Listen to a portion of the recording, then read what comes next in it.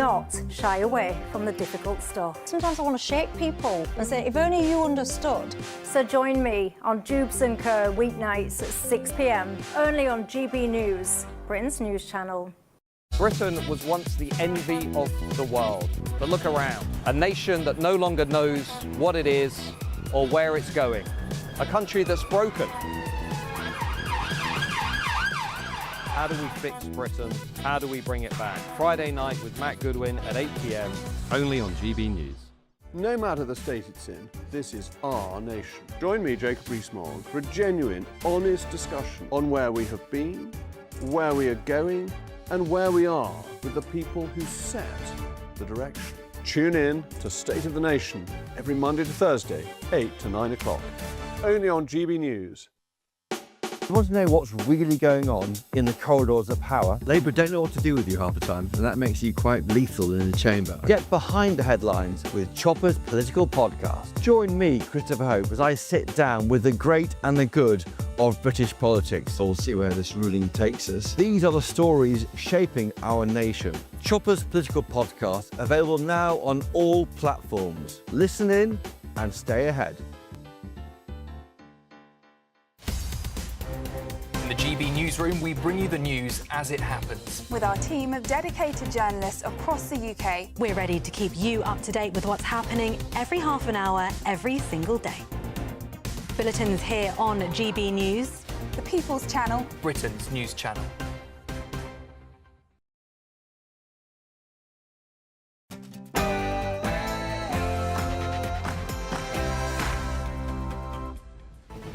Good afternoon, Britain. It's 12 o'clock on Thursday, the 6th of November. I'm Tom Harwood. And I'm Dawn Neeson.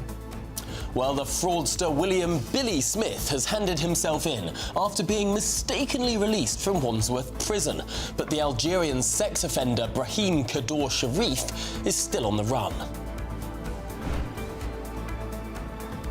Well, remarkable scenes at Wandsworth Prison this morning as William Smith arrived there deciding to hand himself in, even having a cigarette on the steps of the prison entrance before going back into custody.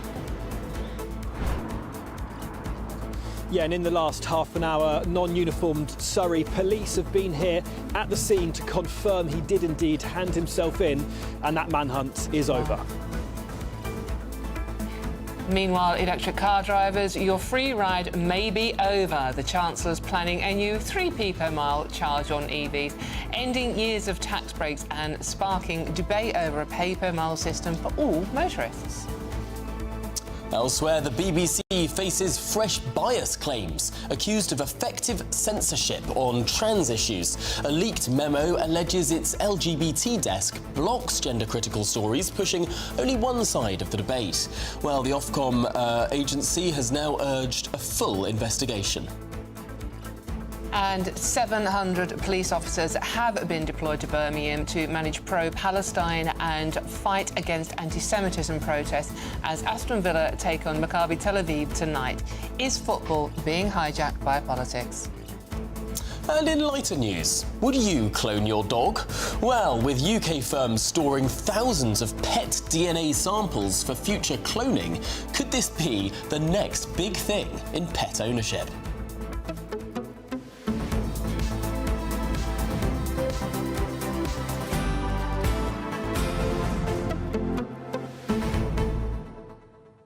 And breaking news in the last few minutes, the Bank of England has just announced it will keep interest rates at 4%.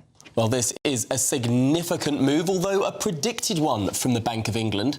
It likely shows that the bank is not thinking inflation will come down any time soon. Inflation, of course, the highest in the G7 in this country, one of those big pressures, big headaches that the Chancellor of the Exchequer is facing for her budget later this month.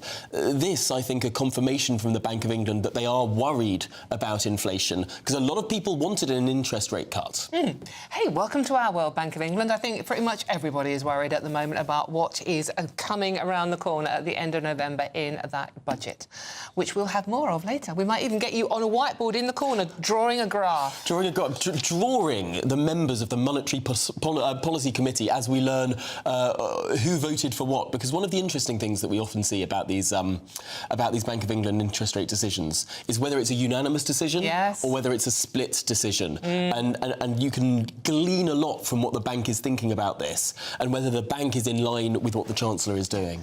Basically, they have no confidence. Pretty much in line with everybody else.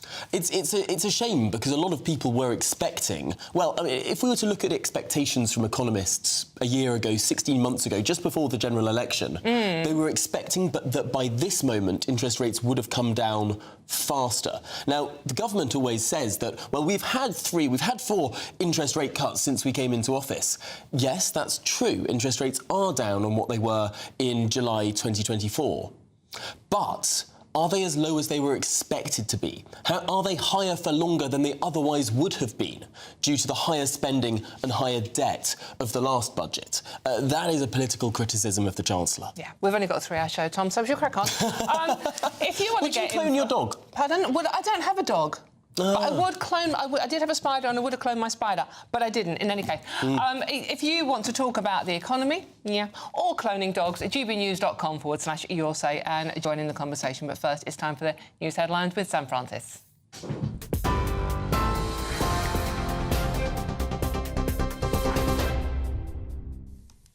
Very good afternoon to you. Just after midday, well, breaking news in the last hour. One of the prisoners mistakenly released from Wandsworth Prison has now handed himself in 3 days after walking free in error. William Billy Smith, 35 years old, was sentenced to 45 months for fraud on Monday, but was accidentally freed just hours later the same day. The mistake sparked an urgent police manhunt until Smith arrived at the prison gates this morning, reportedly telling officers, "I'm the prisoner you're looking for." He was filmed hugging his partner before surrendering, footage captured by ITV News, who say he appeared calm and cooperative as he handed himself in. Well, in the last few minutes, the Justice Secretary David Lammy has released a statement saying Smith is now back in custody, describing the spike in mistaken releases as unacceptable. He insists the government is modernising prison systems, replacing paper files with digital tools to prevent further errors. But a second manhunt continues for 24-year-old Brahim Kadur Cherif, an Algerian national and convicted sex offender still at large after being wrongly released from Wandsworth Prison on the 29th of October. The government has called that situation utterly unacceptable, with prison governors summoned for crisis talks and tech experts deployed now to overhaul what officials describe as the prison system's archaic record-keeping. Downing Street says that restoring public confidence and getting both men back behind bars is now the top priority. Well, earlier this morning, Shadow Justice Secretary Robert Jenrick spoke to us and accused the government of losing control of the prison system. This is a total and utter shambles. You've got, for the second time, no, the third time now in 2 weeks, convicted criminals being let out of our prisons accidentally. And now you've got the Metropolitan Police and Surrey Police having to waste precious resources on manhunts because of massive failures by David Lammy and the Ministry of Justice. Meanwhile, the National Police Chiefs Council has said crime could rise sharply under government plans to release yet more prisoners early to ease pressure on overcrowded jails. It's predicting up to 360,000 extra cases a year in England and Wales and is urging ministers to boost police funding to cope. The Ministry of Justice insists public safety remains its top priority. Well, Justice Minister Alex Davies-Jones told us earlier there are no quick fixes to the problem, but insists it's putting all possible plans in place. This isn't going to be solved overnight. I can't wave a magic wand, build more prisons overnight. We are embarking on the biggest prison building programme since the Victorian era. You know, the last time Labour left office, we'd built 28,000 prison places. The Tories, after 14 years, built just 500. Chronic underfunding, 14 years of austerity. This is the result. But what we are doing is getting to grips with this because it's totally unacceptable and I feel the fury. Let's just bring you a piece of breaking news. Reports that armed police have been deployed after a stabbing outside an Asda supermarket. Police saying that a 40-year-old woman has been attacked, rushed to hospital. At this stage, her condition not known. The area, we understand, remains cordoned off as detectives are investigating and urging the public to avoid the scene. So a suspected stabbing at a supermarket with armed police responding. We'll keep across developments and bring you the very latest. And also, in an afternoon of breaking news, in the last few minutes, the Bank of England has announced that interest rates remain unchanged at 4%, ending its run of quarterly cuts. The decision follows months of speculation about whether the bank would press pause, inflation peaking at 3.8%, still nearly double its 2% target. Officials say they're holding steady for now as the economy shows mixed signs, wage growth slowing, unemployment edging up, and the Chancellor's budget just a few weeks away. It is the first time since last summer that the rate has remained the same as policymakers are weighing the risk of cutting too soon against the need to stimulate growth. The BMA has rejected a new offer from the government in a bid to avert next week's 5-day strike by resident doctors. The union says the deal doesn't go far enough to address pay and working conditions, describing it as too little, too late. Health Secretary Wes Streeting has called the move a missed opportunity, warning the walkout will cause major disruption across hospitals and clinics from Friday next week. The government is weighing up plans to make electric vehicle owners pay a new levy as part of next month's budget. Officials say it's about fairness, with petrol and diesel drivers already paying fuel duty, while EV drivers don't. A government spokesperson says ministers have discussed the idea, adding it's right to look at a fairer system for all motorists. And if you've ever wanted to build an app without knowing a single line of code, well, vibe coding might be your new favourite phrase. Collins Dictionary has crowned it the word of the year for 2025, describing the art of creating a website or program simply by telling AI what you want, rather than typing out the code yourself.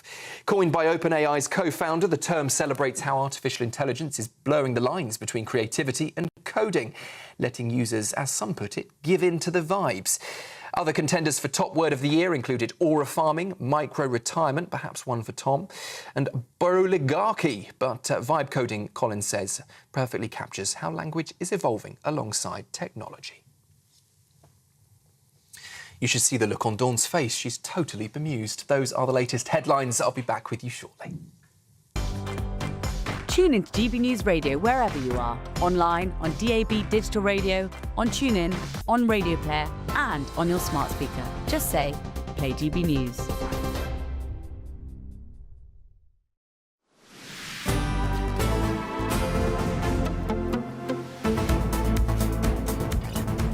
Thank you very much, Sam. Indeed, my face was an absolute... I have no idea what Sam just said. You've never done vibe coding? Absolutely clueless what any of those words mean. Vibe coding is great. Anyone can code now. Right. You just need vibes. No idea. If they're your top words of the day, do let us know, won't you?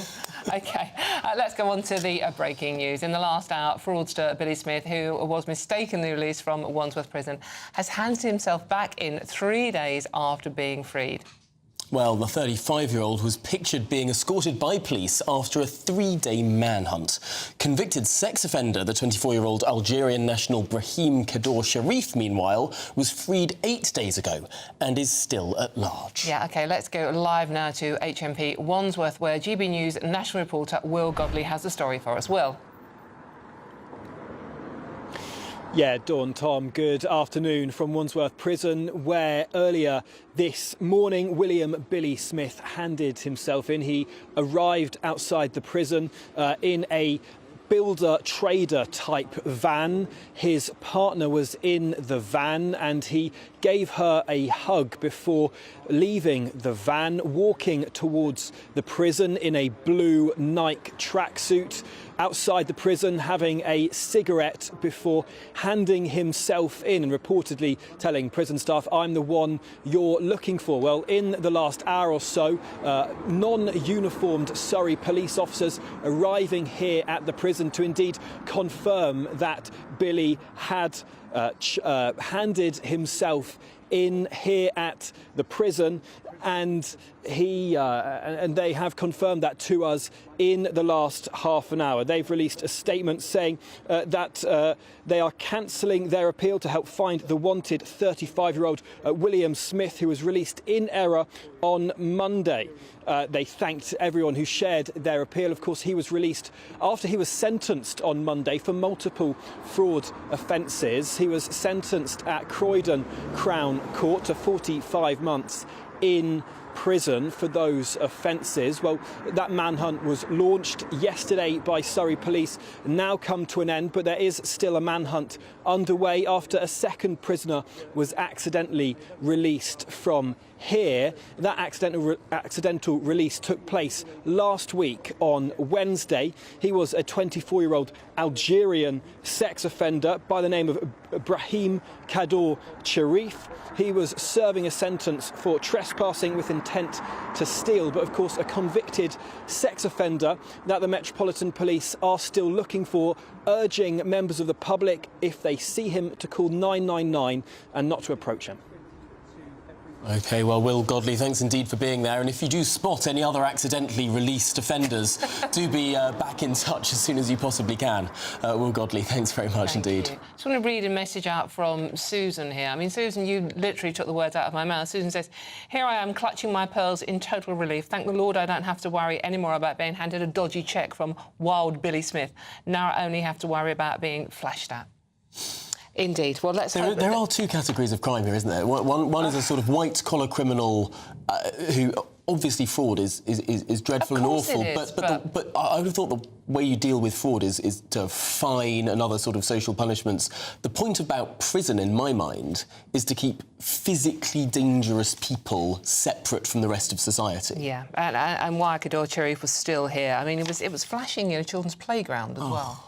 I mean, yeah, so I do agree with you at every point on that one, Susan. Do keep those messages coming in, won't you? Absolutely. OK, now let's go and speak to GB News Home Security Editor Mark White. Mark.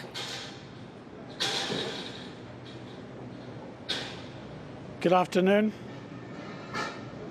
So, Mark, I suppose the big question here is, what on earth is this police manhunt actually consisting of? With half of the two famous faces accidentally released, well, it took the guy handing himself in. Do we know what the police is actually up to in terms of trying to track down the other guy?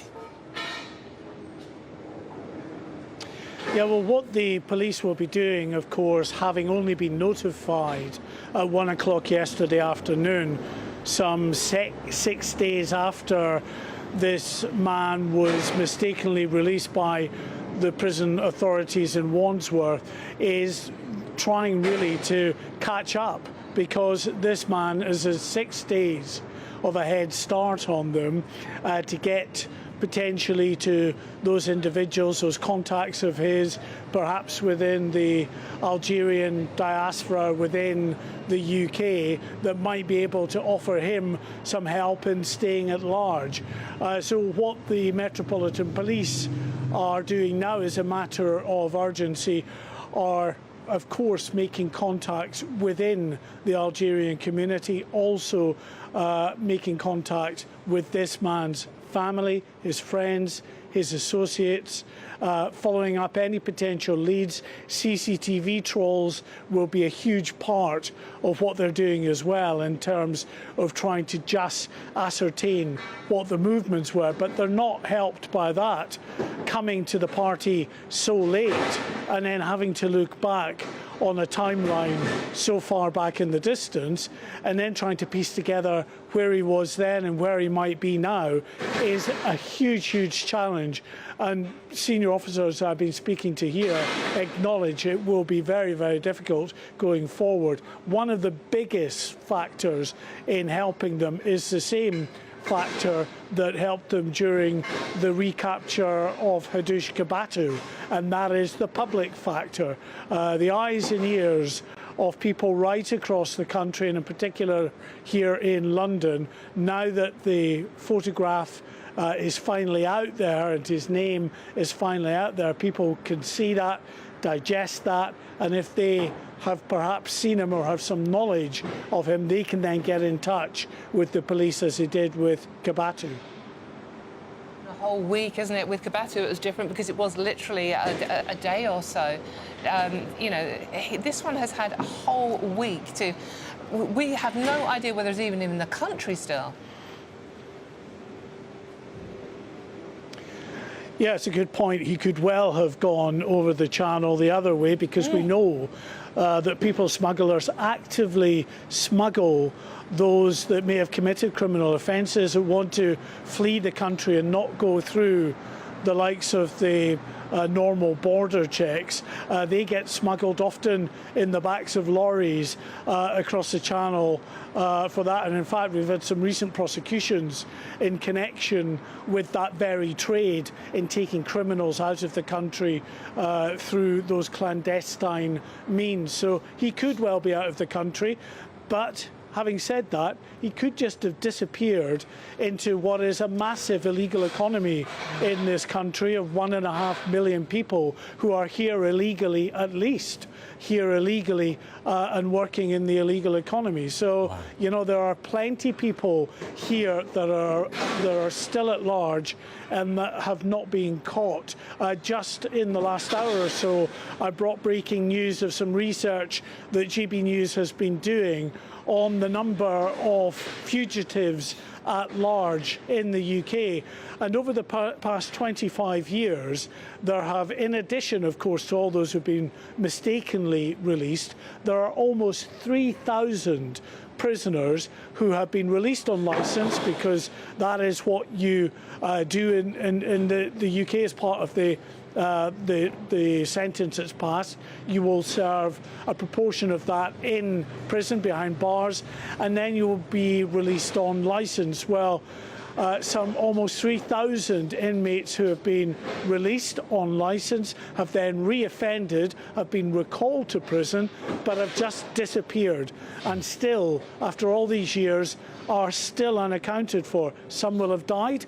Some will have undoubtedly, as you say, Dawn, have left the country, but others will be out there, probably in communities, the vast majority of them out there evading justice, and probably because the reoffending rate is so high, they will be out there and reoffending in communities right across the country.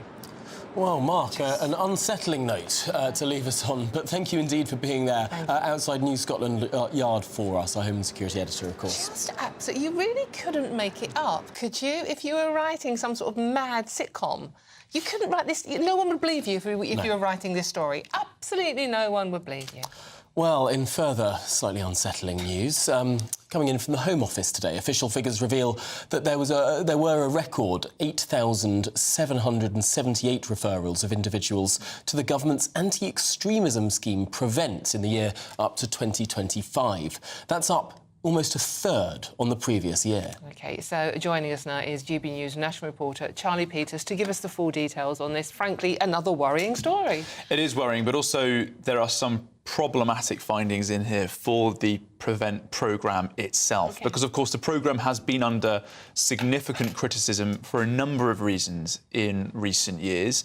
We had the Shawcross review, an independent review launched by the last government into Prevent, that found that it was insufficiently focusing on Islamist extremism and had perhaps an excessive focus on the far right. And then these figures coming out today, which have been compiled every year since 2015, we're seeing far right extremists outnumber Islamists in these referrals. This is this fresh data coming in to us today. So of the 8,700 referrals where the type of concern has been specified, 21% were for extreme right-wing concerns and just 10% are for Islamist ideology. Now, this comes, of course, as we know that the sharp end of the counter-extremism stick, usually the work being conducted by counter-terror policing and the security services, those caseloads are much more represented by Islamist extremism. A significant portion of MI5's budget goes in that direction, and tens of thousands of people are on constant review. But when it comes to referrals to the counter-extremism programme, we're seeing basically double the number of percentage references for the far right than for Islamists. Well, this is making the police's job so much harder. And none of this is to deny that there is far-right terrorism. Of course, there have been a number of plots that have been foiled by far-right terrorists in this country in recent years. But as you say, Charlie, far, far more from the Islamist left, if that is a term. Is this an issue of people over-reporting? I know that there's a duty on teachers in schools. I mean, what counts as far-right extremism? Are some children who want restricted immigration policy being mistakenly referred to an extremism programme? Could that be happening? Well, Tom, I think you've hit the nail on the head there. What does count as far-right extremism? Are people being excessively referred? Do we have teachers in classrooms seeing children on TikTok making references to something they've seen online and then being referred immediately to the Prevent programme, whereby references for Islamist fascination might be more steadily or more gently approached due to political correctness, due to a lack of understanding, or due to a general reticence from people who are engaged in Islamist ideology to expose and reveal those comments in a public setting? All of these factors need to be discussed, Tom, and we haven't had further explanation on what's driving these figures at the moment. So this is, of course, speculation, but Tom, I think what you're saying cuts actually to something very central to these concerns. There's another section which I think is very interesting, because referrals of the no ideology category are significant. They're the largest proportion of the referrals of this 8,700 cases. And there's also a further interest in 5% of these referrals were due to concerns regarding fascination with extreme violence where there is no other ideology. That would refer to the cases such as Axel Ruder-Kobane. I was just going to say that, yeah. When you're listening to government threat assessments being made by those in the security services and the National Crime Agency, they are increasingly concerned about this issue. OK, well, Charlie Peters, thanks indeed you, for bringing us all of that. This is Good Afternoon Britain on GB News, and there's plenty more still to come. Yes, that new bias claims rock the BBC. A leaked memo accuses the LGBT desk of censoring gender-critical stories. But after the break, analysts warn the UK may face a fiscal crisis on the level of the 1970s. We'll have all the details. You're with GB News, Britain's news channel.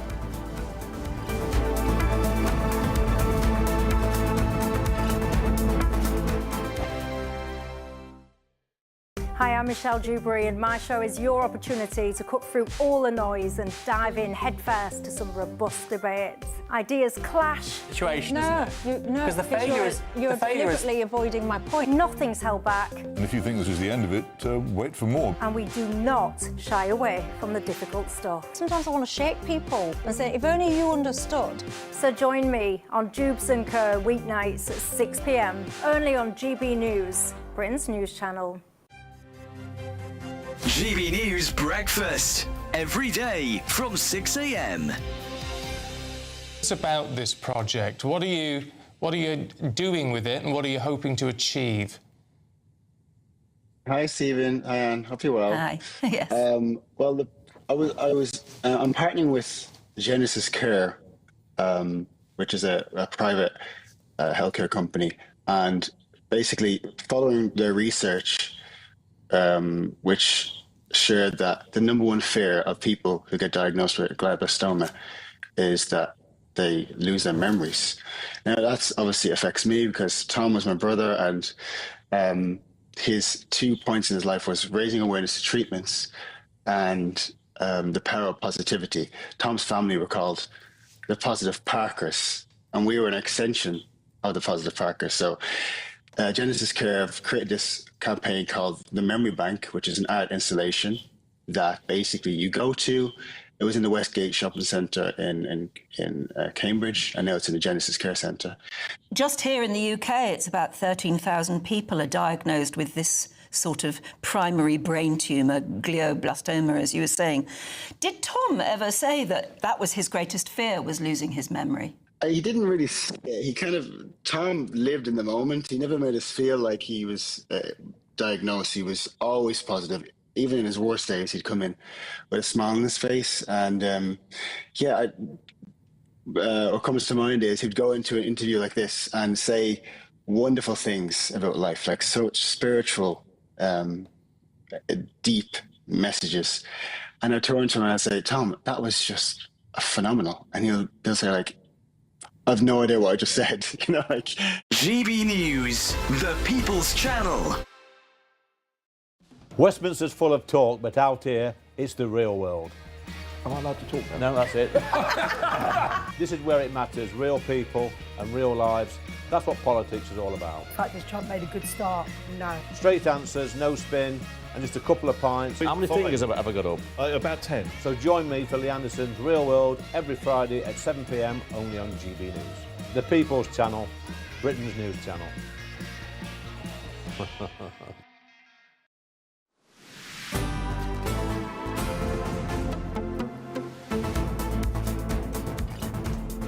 Good afternoon, Britain. Now, of course, in the last half hour, the Bank of England has announced that interest rates will be held at 4%. Yeah, although it's an unexpected move, it doesn't mean a rate cut could be coming in December. Well, it comes as a new report warns the UK must act now to avoid a debt crisis, similar when we had to have a IMF bailout in the 1970s. I remember that. So, what should Britain do if we face a sovereign debt crisis? Well, joining us now is the man who wrote the foreword to a brand new report, the former Business and Trade Secretary, Sir John Redwood. Sir John, thanks indeed for joining us. This report is entitled, In Case of Emergency, Break Glass. Are we heading for an emergency?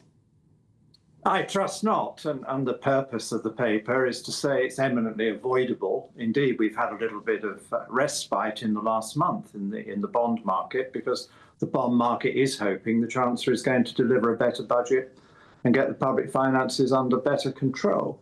So the message is one of hope. We do not have to have this, but if they don't take sensible action now, then it can progressively get worse, and you could wake up one day and discover the bond markets had lost confidence, and that would mean you couldn't borrow all that money you needed to pay the wages. So, John, just explain for those that aren't aware, or maybe as old as some of us, what did happen in the 1970s?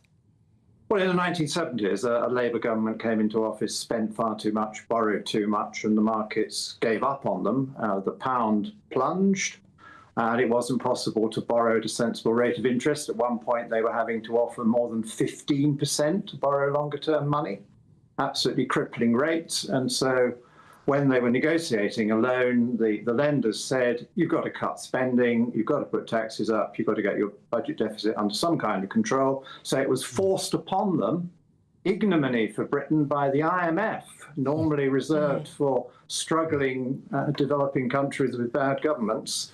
And one of the funders, the IMF, had to beg from the IMF to rescue the country and to be able to pay the wages of the public services. I mean, this is the most extraordinary position when government after government, year after year, persists with deficit spending, spending beyond our means, spending even up to the very hilt of the fiscal rules that Rachel Reeves herself set out. I mean, if she's within her fiscal rules, she's still spending more than we're generating in tax, just under a certain percentage over what she'd like to see. I mean, it is extraordinary that we haven't run a surplus in this country since the turn of the millennium.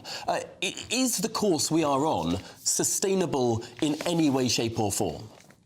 Of course it's not sustainable, which is why she is going to have to rein in again in this budget. And I and this pamphlet are urging her to rein in by spending a bit less, not such a big increase in spending, rather than more taxes. Because if she puts more taxes on, we may end up with less tax revenue, because high taxes, as we discover, send rich people and enterprising people abroad. They reduce the confidence of people to go out and spend and to incur more bills with tax on. And we're already at the point where capital gains tax has been falling every time they try and make it tougher. We've got less revenue this year from spirits duty, because she put up spirits duty rather a lot in the last budget. So I don't think it's an option to tax your way out of this. The problem is very simple. She came into office, she relaxed the rules a bit. The markets didn't like that very much, so we're now having to pay considerably more to borrow than we did under the Conservative government. And she's now discovering that because she increased spending by so much in her first budget, she's got another problem on her hands. So please, Rachel, listen. The markets have sent you a message. They're giving you a respite. They're saying, we want to trust you. But the only way she can come up with the goods is to control wasteful and needless expenditure. And I'm not one who wants to make any cuts in teachers, nurses, doctors, all the important parts of the public service we need. Probably need more of those, but there are lots of easy ways. And that's what this publication points out. Stop the Bank of England losing 20 or 30 billion a year. It doesn't need to lose all that money. Try and get more people back into work. The government says it wants to do that, but it's going in the other direction at the moment. Unemployment is up. You need policies that do help and promote more work, more jobs, and that doesn't include higher taxes on businesses and people who might otherwise invest in a company. So, John, just very quickly and finally, we all heard Rachel's speech the other day. It terrified the life out of most of us. How optimistic are you that she will take any notice of what you've written? Well, I think she'll take some notice of these ideas, not because we've written them, but she's got some friends, I believe, that have some sensible ideas as well. She's got to do something on spending as well as on tax, and she's got to continue that reassurance of the markets. Otherwise, we are on the way to a very nasty crisis, and we are already, as you rightly say, borrowing too much and therefore having to pay far too much debt interest. Over 100 billion now a year just on keeping up with all the debt we've already borrowed. Servicing the cost of our debt, we spend more on it than our armed forces. We spend more on it than our schools. I mean, it's extraordinary. Sir John Redwood, thanks indeed for joining us and talking through this important new paper. Oh, dear Lord, it's not a very cheerful start, is it, today? Gosh. Well, we promise we will bring some more happier news a bit later in the programme. A puppy? We will have a puppy in this studio. We probably have to pay excess tax on it at some point, but we do have a puppy. Don't give the Chancellor ideas. Sorry, Rachel, don't listen to that one. That's a very bad idea. Puppies not to be taxed. Puppy tax. Is there anything less popular that the Chancellor can do than introduce a puppy tax? Yeah, I can think of one. But I'm not going to say it out loud because I think you all know what I'm talking about. Okay. Gosh. This is Good Afternoon, Britain, and at some point it will be good, we promise you. And we are live on GB News. There's loads more coming up on today's show, but first, here's the latest headlines with Sam Francis.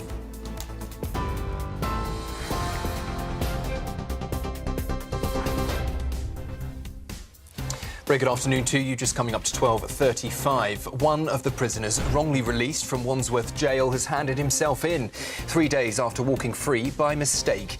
Billy Smith was sentenced on Monday to 45 months in prison for fraud, but was later released in error the same day, sparking an urgent police manhunt.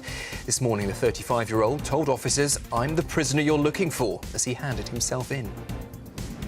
Meanwhile, the search continues for migrant sex offender Brahim Kadur Sharif, still on the run today.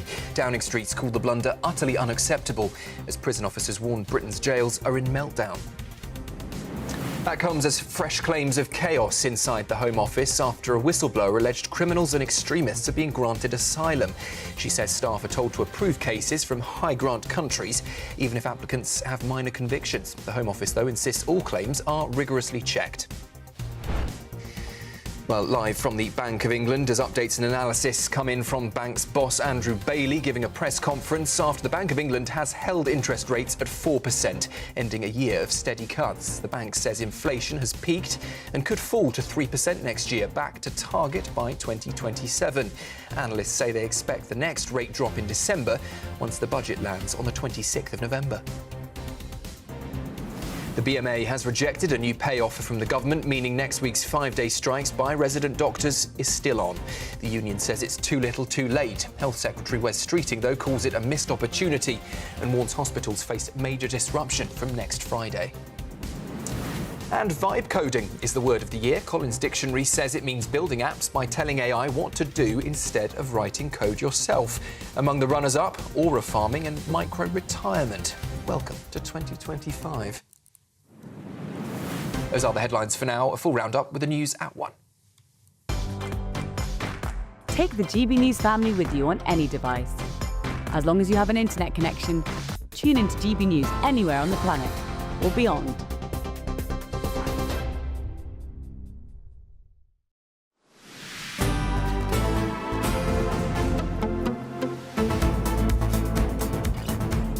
Thanks, Sam. Now, lots more coming up on today's programme.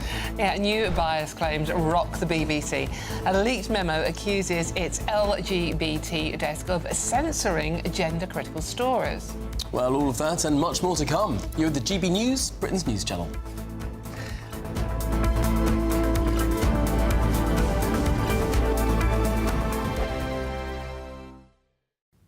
Hello, very good day to you. I'm here with your GB News weather update from the Met Office. Now it is going to be quite cloudy for many of us through the rest of today, even a bit of drizzly rain around in the west, but there will be some glimmers of sunshine breaking through. There is low pressure to the west of us, but it's quite a flabby low, so as a result, whilst yes, there is that cloud and a bit of rain, the winds are going to be pretty light as well. Like I said, western areas seeing some outbreaks of drizzly rain at times, and perhaps across parts of the southwest, maybe parts of Wales, could pep up a little bit more, so some heavier bursts possible for a time. Further east staying dry, and there will be some breaks in the cloud around, but not many of these. That being said, feeling relatively mild because, like I said, we have light winds, despite the fact that there will be quite a bit of cloud around. Temperatures getting into the mid, possibly even high teens for some. Watch out for some further heavy showery bursts of rain across parts of Wales as we go into this evening. Clearer skies across parts of the southwest, otherwise quite cloudy for many of us. Some breaks in the cloud across parts of Northern Ireland and a few breaks here and there across parts of Scotland and Northern England, but on the whole it's largely cloudy but largely dry. Just a bit of rain out towards the Western Isles and a few spots of rain here and there. Most of it will be quite light and drizzly, however. As we go overnight, a little bit more rain starting to push its way into parts of the southeast later on. This could be a little bit heavy. Elsewhere, most places staying quite similar, so a few outbreaks of rain possible, but generally it is going to be largely dry and there will be some clear breaks around. Temperatures not dropping a huge amount. We have a lot of cloud, and so that's going to keep them in the low teens in a few spots. Then as we go through tomorrow, there's some showery rain across parts of the southeast. That pushes its way further northwards. Could be a bit heavy at times. And then in the southwest, a swathe of wet weather that's going to be feeding its way in. And this will also be pushing its way northwards, but also northeastwards. Away from this, there'll be some sunny breaks on offer, but temperatures, if anything, down a few degrees compared to today. Thank you so much for helping us to reach 8 million followers and subscribers across our social media channels. That's 8 million fearless Brits standing up for what really matters. Good afternoon. This is the latest AI travel news from GBNews.com. The M80 is currently restricted southbound due to debris scattered across the carriageway following an earlier incident, so motorists are strongly advised to proceed with caution to ensure safety. In Windsor and Maidenhead, a vehicle fire on the M25 anti-clockwise between junction 13 and junction 12 has resulted in the closure of 1 out of 5 lanes, leading to significant delays for commuters. Meanwhile, on the trains, there is significant cross-country disruption affecting multiple popular routes across the network, and Elna services between Durham and Darlington are disrupted due to technical issues on the line. For more travel news, go to gbnews.com.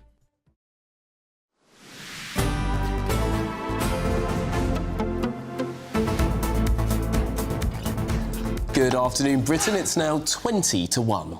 Yes, and the BBC is facing fresh accusations of bias after a leaked internal memo claimed its LGBT desk is censoring coverage of transgender issues by refusing to report on gender-critical perspectives. A senior advisor has warned this. Well, this comes as the Ofcom boss, Lord Grade, is calling for a parliamentary inquiry after a series of scandals, including BBC Arabic being accused of minimising Israeli suffering and painting Israel as an aggressor. Joining us now is Chief Executive of Sex Matters, Maya Forstater, and LGBT activist Peter Tatchell to talk about this issue. Maya, I'm going to come to you first, if I may. This is a huge story in the Telegraph today. No tricky trans questions at the BBC. Are you surprised that there is a bias at the BBC on this issue? Not at all. We experience this all the time.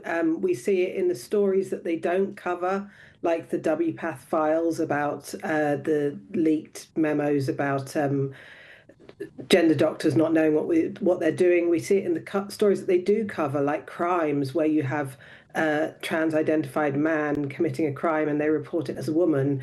And then we see it in this endless stories about drag queens that they put in the place of news. OK, let's throw that over to Peter. Well, first let me say that I'm absolutely opposed to any censorship. It's important there is balance in news reporting. But I've got to say that although there may be some small number of incidents where trans issues have not been reported in a balanced way with gender critical voices, overwhelmingly the BBC's coverage has given huge profile to gender critical voices, particularly around the Supreme Court ruling, around the Cass report, and around the Equality and Human Rights Commission. All those reports had loads and loads of quotes from gender critical voices. So the allegations of bias, I think, are exaggerated. But I want to emphasize the person who wrote this report seemed to be demanding that every time a trans person is mentioned, that there is some kind of insert that they are really of XYZ biology. Now, I don't think that's fair or reasonable. Of course, these debates have taken place, these reports have been covered, but it's not necessary that every time a trans person is mentioned that they put in brackets afterwards a trans man or a biological man. Maya, would you like to respond? No, I don't think anyone's asking for that. We haven't introduced. You weren't introduced as Peter Tatchell, a biological man. You were introduced as Peter Tatchell, an activist. In many cases, it doesn't matter what sex somebody is, and there's no need to draw attention to it. But if you're talking about a rapist or a sports person or the first woman to lead a major company or anything where you're drawing attention to the sex of the person or the sex matters, then that has to be accurate. And presenting someone as a female athlete when they're male is not accurate, and that's not the job of journalist and of the national broadcaster. Well, I think you're right, that in the case of athletes or so on, it should be mentioned that a person is, in that particular instance, trans, a trans woman or a trans man. You know, no, it doesn't have to mention they're male. Everybody knows what a trans woman or a trans man are. They don't, Peter. We've done surveys, and what we found is if you say transgender woman, many people don't know whether that means a woman who thinks she's a man or a man who thinks he's a woman. So you have to be really clear about what sex people are, where sex matters in situations like crime and like sport and like anything where you're trying to celebrate the achievement of women. I think you will find that in most of those reports, the fact that a person is a biological male has been mentioned in the reports. And indeed, there have been quotes from you and others pointing out that it is not appropriate for a trans person or a trans woman with a history of violence or sexual attacks on women to be in a woman's prison, which I agree with. That is not appropriate. Trans women who have a history of violence or sexual assault should not be in a woman's prison. They've reported male murderers as women over and over again for weeks and weeks on end. They're driven by gender ideology, and it's undermining the integrity of journalism at the BBC. Their job is not to promote people's identity, but to deliver the news so that other people, so that the audience can understand it. That means using language that ordinary people can understand, like male and female, man and woman. Yeah, I certainly think that there are some cases. I agree that biological sex is really important, absolutely, but so is gender identity. They're two different things. They're not the same. I think it's perfectly valid that news reporters refer to a person's gender identity. That's part of their reality, and it's part of all our realities. You know, Maya, you have a female gender identity. I have a male gender identity. Nothing wrong with reporting that. No, I don't. As you said, there's no need to draw attention to someone's transgender identity. Just say whether they're male or female. I'm female. That's not my gender identity. That's my sex, Peter. It is, because look at the way you're dressed, the way your makeup, your clothes. You are affirming your female identity. You're not dressing according to. I was female before I put my makeup on. You're not you're not presenting yourself as a male identity, because you don't identify as a male, you identify as a woman. And that's why you wear a particular makeup and a particular style of dress. And hats off to you. It's absolutely your right. I defend you and support you, but you are affirming your female identity by the way in which you dress and wear makeup, just as I affirm my male identity by the way I dress and make up. Okay, That's sexist nonsense, Peter. Mayor, would you just like to say again, please? Sorry? What did you just say just now, Mayor? I just said that's such a load of sexist nonsense. Being a woman is not wearing makeup. Okay. We have run out of time, I'm afraid. I think this could go on. I didn't say being a woman requires wearing makeup, but you have chosen to wear makeup according to a female stereotype and dress according to a female stereotype, which is absolutely your right. I totally defend you. But you are affirming by the way you dress and wear makeup that you have a female identity, not a male identity. And you have absolutely that right. Unfortunately, I could listen to you both all day, to be honest with you. But thank you very much, Mayor, and thank you very much, Peter Tatchell there. A man and a woman discussing biological sex. Who'd have thought it? OK, now we have I'd say both of us are wearing makeup as well, but, well, I think we're doing it in a slightly different way. Check your identity. Yeah. OK, now a BBC spokesperson has said, while we don't comment on leaked documents, when the BBC receives feedback, it takes it seriously and considers it carefully. Well, we've taken a number of actions relating to our reporting of sex and gender, including updating the news style quite guide and sharing new guidance, making our social affairs editor responsible for this coverage, and where there have been concerns about particular stories, we've addressed them. Yeah, we continue to review our coverage to reflect developments such as the recent Supreme Court ruling. Well, this is Good Afternoon Britain on GB News. Lots more coming up on the show after the European weather. I hope we haven't forgotten anything. Travel insurance, I tick that box. Yeah, but remember what you forgot last year. All Clear Travel Insurance sponsors GB News Travel Destinations Forecast. Hello, we've got some wet weather moving into Portugal through Friday, showers across the Mediterranean, but if you're heading away on the weekend, it is looking much drier across parts of the Med. In the Canaries, plenty of dry and sunny weather. That wet weather spreading into parts of Portugal and through the Mediterranean. We've got an area of low pressure bringing wet weather towards Italy as well as further east as well. But as I said, into the weekend, it is looking much drier with plenty of sunshine and temperatures in the mid-20s in Tenerife. All Clear Travel Insurance sponsors GB News Travel Destinations Forecast.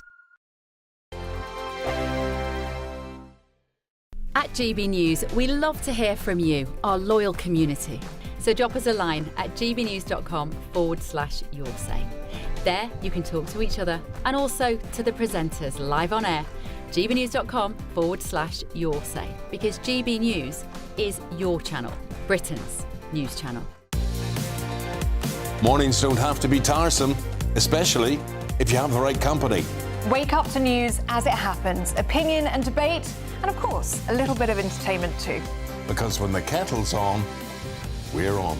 That's Breakfast on GB News, a show worth waking up for. Every morning from 6 a.m. Only on the People's Channel, Britain's news channel. We'll spread the news, you spread the word. Britain deserves a newsroom that puts the facts and your voice first. Well, and that's what you get on GB News. Lively debates, lively conversation. And we're not afraid to hold power to account. And each other. So join me, Andrew Pierce. And me, Miriam Gates, for Britain's Newsroom, weekdays from 9:30 on GB News. From the school run to the home run, watch a new show for all of Britain. He can say whatever he wants. A straight talking show where all voices are heard. And, you know, when are we going to stop talking about smashing the gangs and actually do it? With the stories that matter from every part of our country. There's a bit of a crash landing there for your Chancellor. Bold, fearless and standing up for you. That's me, Martin Dordme, 3 p.m. till 6 p.m, weekdays, here only on GB News. The People's Channel, Britain's news channel. You want to know what's really going on in the corridors of power? Labour don't know what to do with you half the time, and that makes you quite lethal in the chamber. Get behind the headlines with Chopper's Political Podcast. Join me, Christopher Hope, as I sit down with the great and the good of British politics. We'll see where this ruling takes us. These are the stories shaping our nation. Chopper's Political Podcast, available now on all platforms. Listen in and stay ahead. Join me, Nana Akua, for an informative, interactive news programme with a difference. It's fun. No, you didn't say that, Dave. I'm so surprised. I think there's an element of truth to that. Join me from 3 p.m. every weekend, only on GB News, Britain's news channel. Decisions made in Washington aren't just shaping America, they're shaping Britain too. From migration to global security, from crime to health. Whatever happens in the White House today will be felt in your town or city tomorrow. That's why The Late Show is live from Washington, D.C. Cutting through the politics to show you what it all means for Britain. The Late Show live every night at midnight. Only on GB News, Britain's news channel.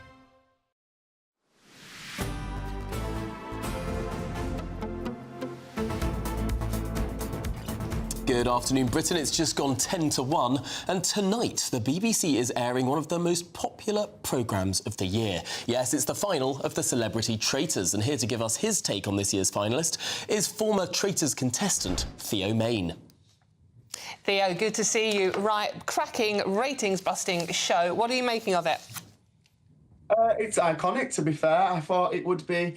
I feel like the celebrities are holding it back a little bit. I feel like the civilian show is a lot more, what's the word, traumatising. But oh, right, OK. I feel like the celebrity one, they've all done a cracking job, and I think it's been more funny than it has been more serious. What do you think that... Because I've noticed this as well, the celebrities, and there are some big-name celebrities on this series. I mean, there's Stephen Fry, Jonathan Ross, Paloma Faith. I mean, huge names. All of the ones I've mentioned have since been murdered, of course. But of course, watching the civilian version, in your words, everyone takes it so seriously. They cry, they yell. The celebrities, I think, treat it more as a game. Is there something to be learnt there? I think so, a little bit. I just think, like, obviously they're playing for a charity, and I feel like when it's normal civilians, they're playing for money that could potentially change their life, so they're willing to do anything and go the extra mile and push themselves to be able to be in with a chance of winning that money.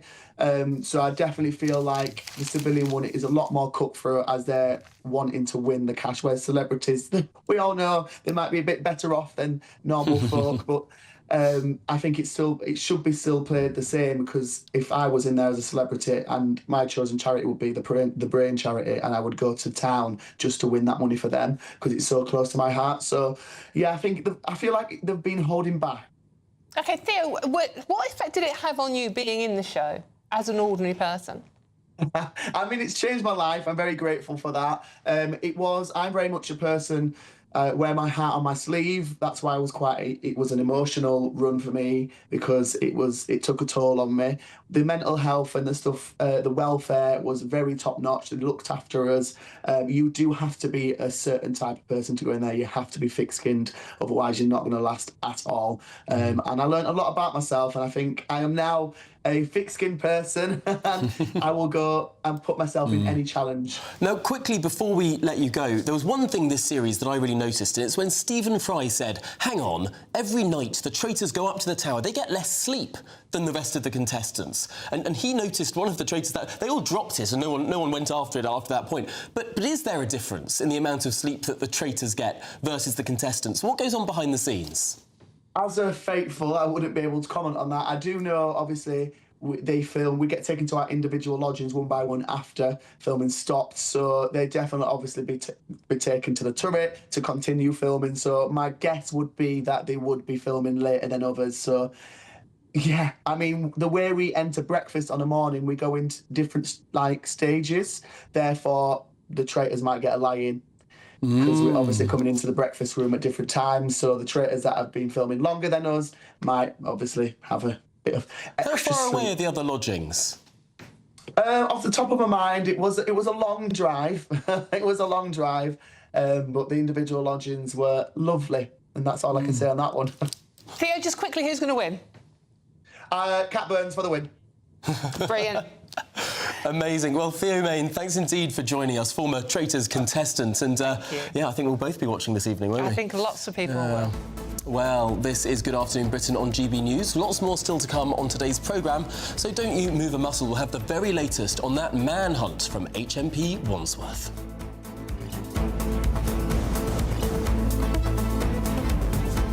giving you the chance to win your entire Christmas this year paid for by us. First, we'll give you an incredible £30,000 in tax-free cash. Then we'll give you a further £10,000 cash to spend on all your Christmas presents, even the tree. Christmas lunch, that's on us too, with £1,000 in shopping vouchers to spend at your favourite supermarket. Finally, a GB News Christmas goodie bag. For a chance to win, text WIN to 63225. One entry costs £2.50 plus one standard network rate message.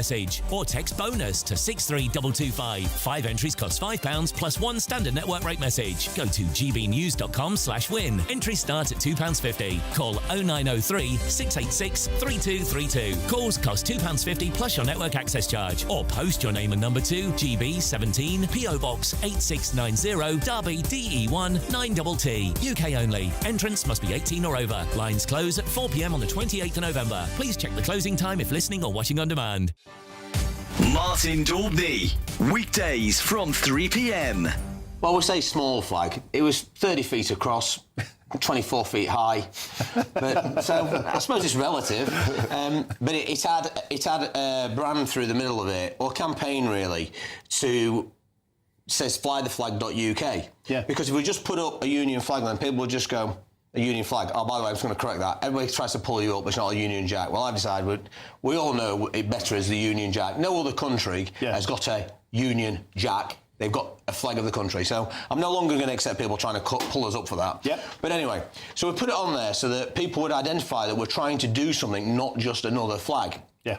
So the council didn't like that because they said, it's not a flag, it's an advertisement. Well, I'm not too bothered. There was a bit of a mistake on the proofing as well, which is ironic because the company that manufactured it was actually based in Clown in Chesterfield, UK printing company, and they made a mistake and I didn't really spot it because I was out of the country. All right. So that also caused a problem. But I thought, well, I'm not just going to take it down because of that. I own the building. Let's just see what happens. So I thought, no, out of principle, I'm not going to do this. I'm going to leave it up and let's if you want to take us to court, if you want to waste taxpayers' money, I'll fight it out of principle. So Chesterfield councillors, they clutched their pearls, but what's been the reaction in the community? I would say 98, 99% positive. People going past, popping the router, thumbs up. Of the various different videos and images that have been up, we think we're nearly 3 million views, which is an estimate, but 99%, you're always going to get some dissenters. Some people want to call it racist, fascist. I think it's just the easy tropes to chuck out there that they've chucked out so much that they've lost all their meaning, really. GB News, the People's Channel.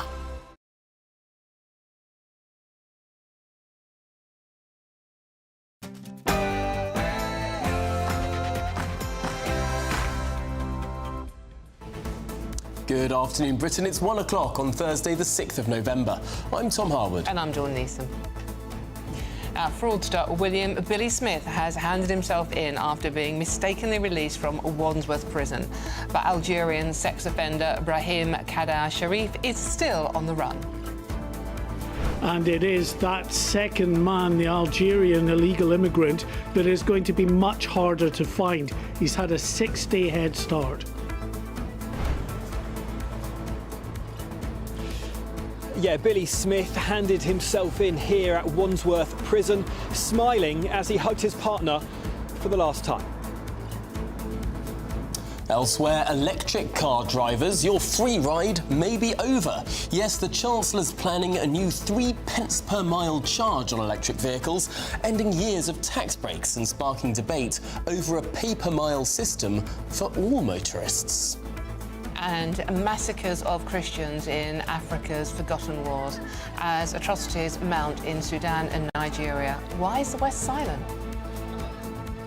Meanwhile, 700 police officers have been deployed to Birmingham to manage pro-Palestine activists and those fight against anti-Semitism protests as Aston Villa take on Maccabi Tel Aviv tonight. Is football being hijacked by politics? And would you clone your dog? With UK firms storing thousands of pet DNA samples for future cloning, could this be the next big thing in pet ownership?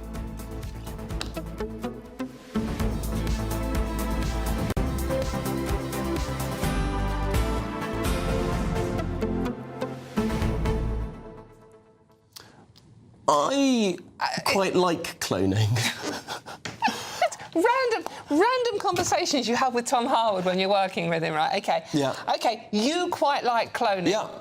Explain more, Tom. We all remember Dolly the sheep, right? Yes. I mean, Dolly the sheep, was it 96 or 97? Round about that time. It might have been 96. Anyway, a huge thing, sort of turn of the millennium, massive advances in science, and then it all sort of peters out. Yes. I mean, partly because of over-regulation of this stuff, and people are like, oh, you can't clone things. Yes, you can. I mean, it's amazing that we can clone things. Isn't that magical?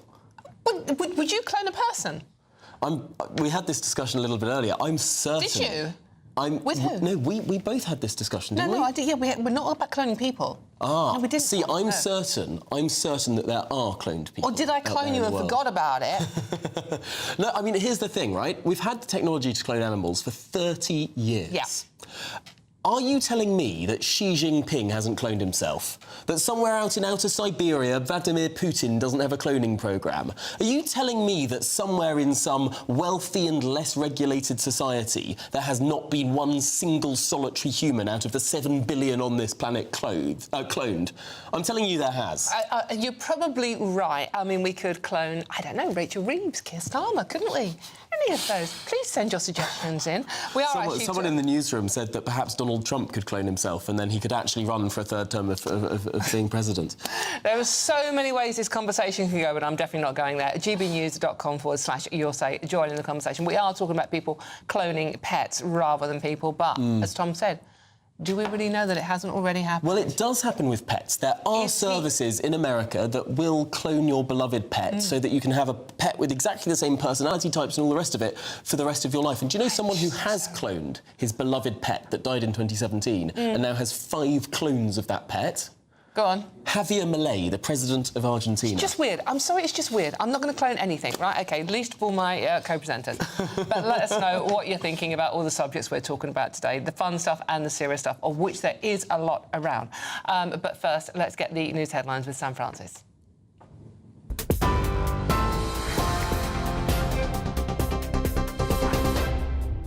Of 6 to 10 Very good afternoon to you. Just after 1 o'clock, the top story this lunchtime. One of the prisoners mistakenly released from Wandsworth prison has handed himself in 3 days after walking free in error.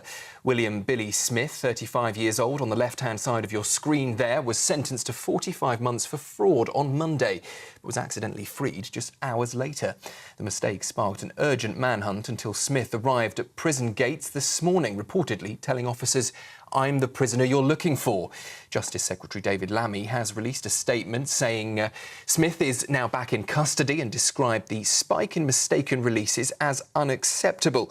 He also went on to insist the government is modernising prison systems, replacing paper files with digital tools to prevent further errors. But a second manhunt continues for 24-year-old Brahim Kadur Sharif, an Algerian national and convicted sex offender, still at large after being wrongly released from Wandsworth prison on the 29th of October.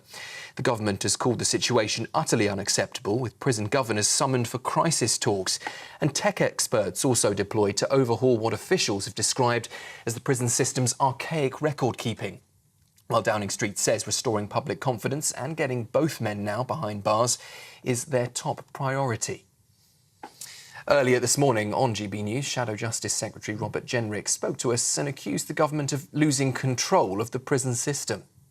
This is a total and utter shambles. You've got, for the second time, no, the third time now in 2 weeks, convicted criminals being let out of our prisons accidentally. And now you've got the Metropolitan Police and Surrey Police having to waste precious resources on manhunts because of massive failures by David Lammy and the Ministry of Justice.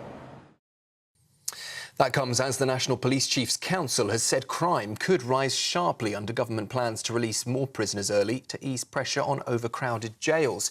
It's predicting up to 360,000 extra cases a year in England and Wales and is urging ministers to boost police funding to cope. The Ministry of Justice, though, insists public safety remains its top priority. Justice Minister Alex Davies-Jones spoke to us earlier and said there are no quick fixes to the problem, but she did insist the government are putting all possible plans in place. This isn't going to be solved overnight. I can't wave a magic wand, build more prisons overnight. We are embarking on the biggest prison building programme since the Victorian era. You know, the last time Labour left office, we'd built 28,000 prison places. The Tories, after 14 years, built just 500. Chronic underfunding, 14 years of austerity. This is the result. But what we are doing is getting to grips with this because it's totally unacceptable, and I feel the fury. Also this lunchtime, the Bank of England's decision to hold interest rates at 4% has triggered a fierce political row. Shadow Chancellor Samel Stride is accusing Rachel Reeves of having no plan or backbone, blaming her so-called jobs tax and reckless borrowing spree for keeping inflation almost double the target rate. But the Chancellor hit back, saying 5 rate cuts under Labour have already helped bring down costs. She's promising fair choices in this month's budget on the 26th of November to cut debt, waiting lists and cut the cost of living. A new pay-per-mile tax for electric vehicles could be unveiled in that budget later this month, with reports suggesting drivers could pay around 3 pence per mile from 2028. The plan aims to plug a growing £25 billion gap in fuel duty as more motorists ditch petrol and diesel, but it could cost the average EV driver around £250 every year. The government says it wants a fairer system for all drivers, but motoring groups are warning the move risks slowing the switch to electric and calls it a poll tax on wheels. Referrals to the government's Prevent Counter-Terror scheme have hit a record high, up 27% in just a year. Now, nearly 9,000 cases. Officials say the rise follows the Southport murders after it emerged that killer Axel Rudakabana had been referred 3 times but never flagged as an extremist. Most referrals involve people with no clear ideology, while right-wing extremism outnumbered Islamist cases 2 to 1. Security Minister Dan Jarvis says preventers diverted 6,000 people away from violent ideologies, but a third of referrals now involve people with mental health or neurodivergent conditions, adding pressure to the system. And more than 700 officers are set to be on duty tonight at Villa Park as Aston Villa take on Maccabi Tel Aviv in the Europa League amid heightened tensions and planned protests. Away fans have already been barred from attending over safety concerns, a move that the Prime Minister called the wrong decision. The Palestine Solidarity Campaign will stage a protest near the ground from 6 o'clock this evening, calling for Israel's exclusion from international football. Police say anyone inciting hate or disorder will be dealt with directly as they vow to keep Birmingham safe and welcoming. Those are the latest headlines. I'll hand you straight back now to Tom and Dawn's, I think, clones. Tune into GB News Radio wherever you are. Online, on DAB digital radio, on TuneIn, on Radio Player and on your smart speaker. Just say, play GB News.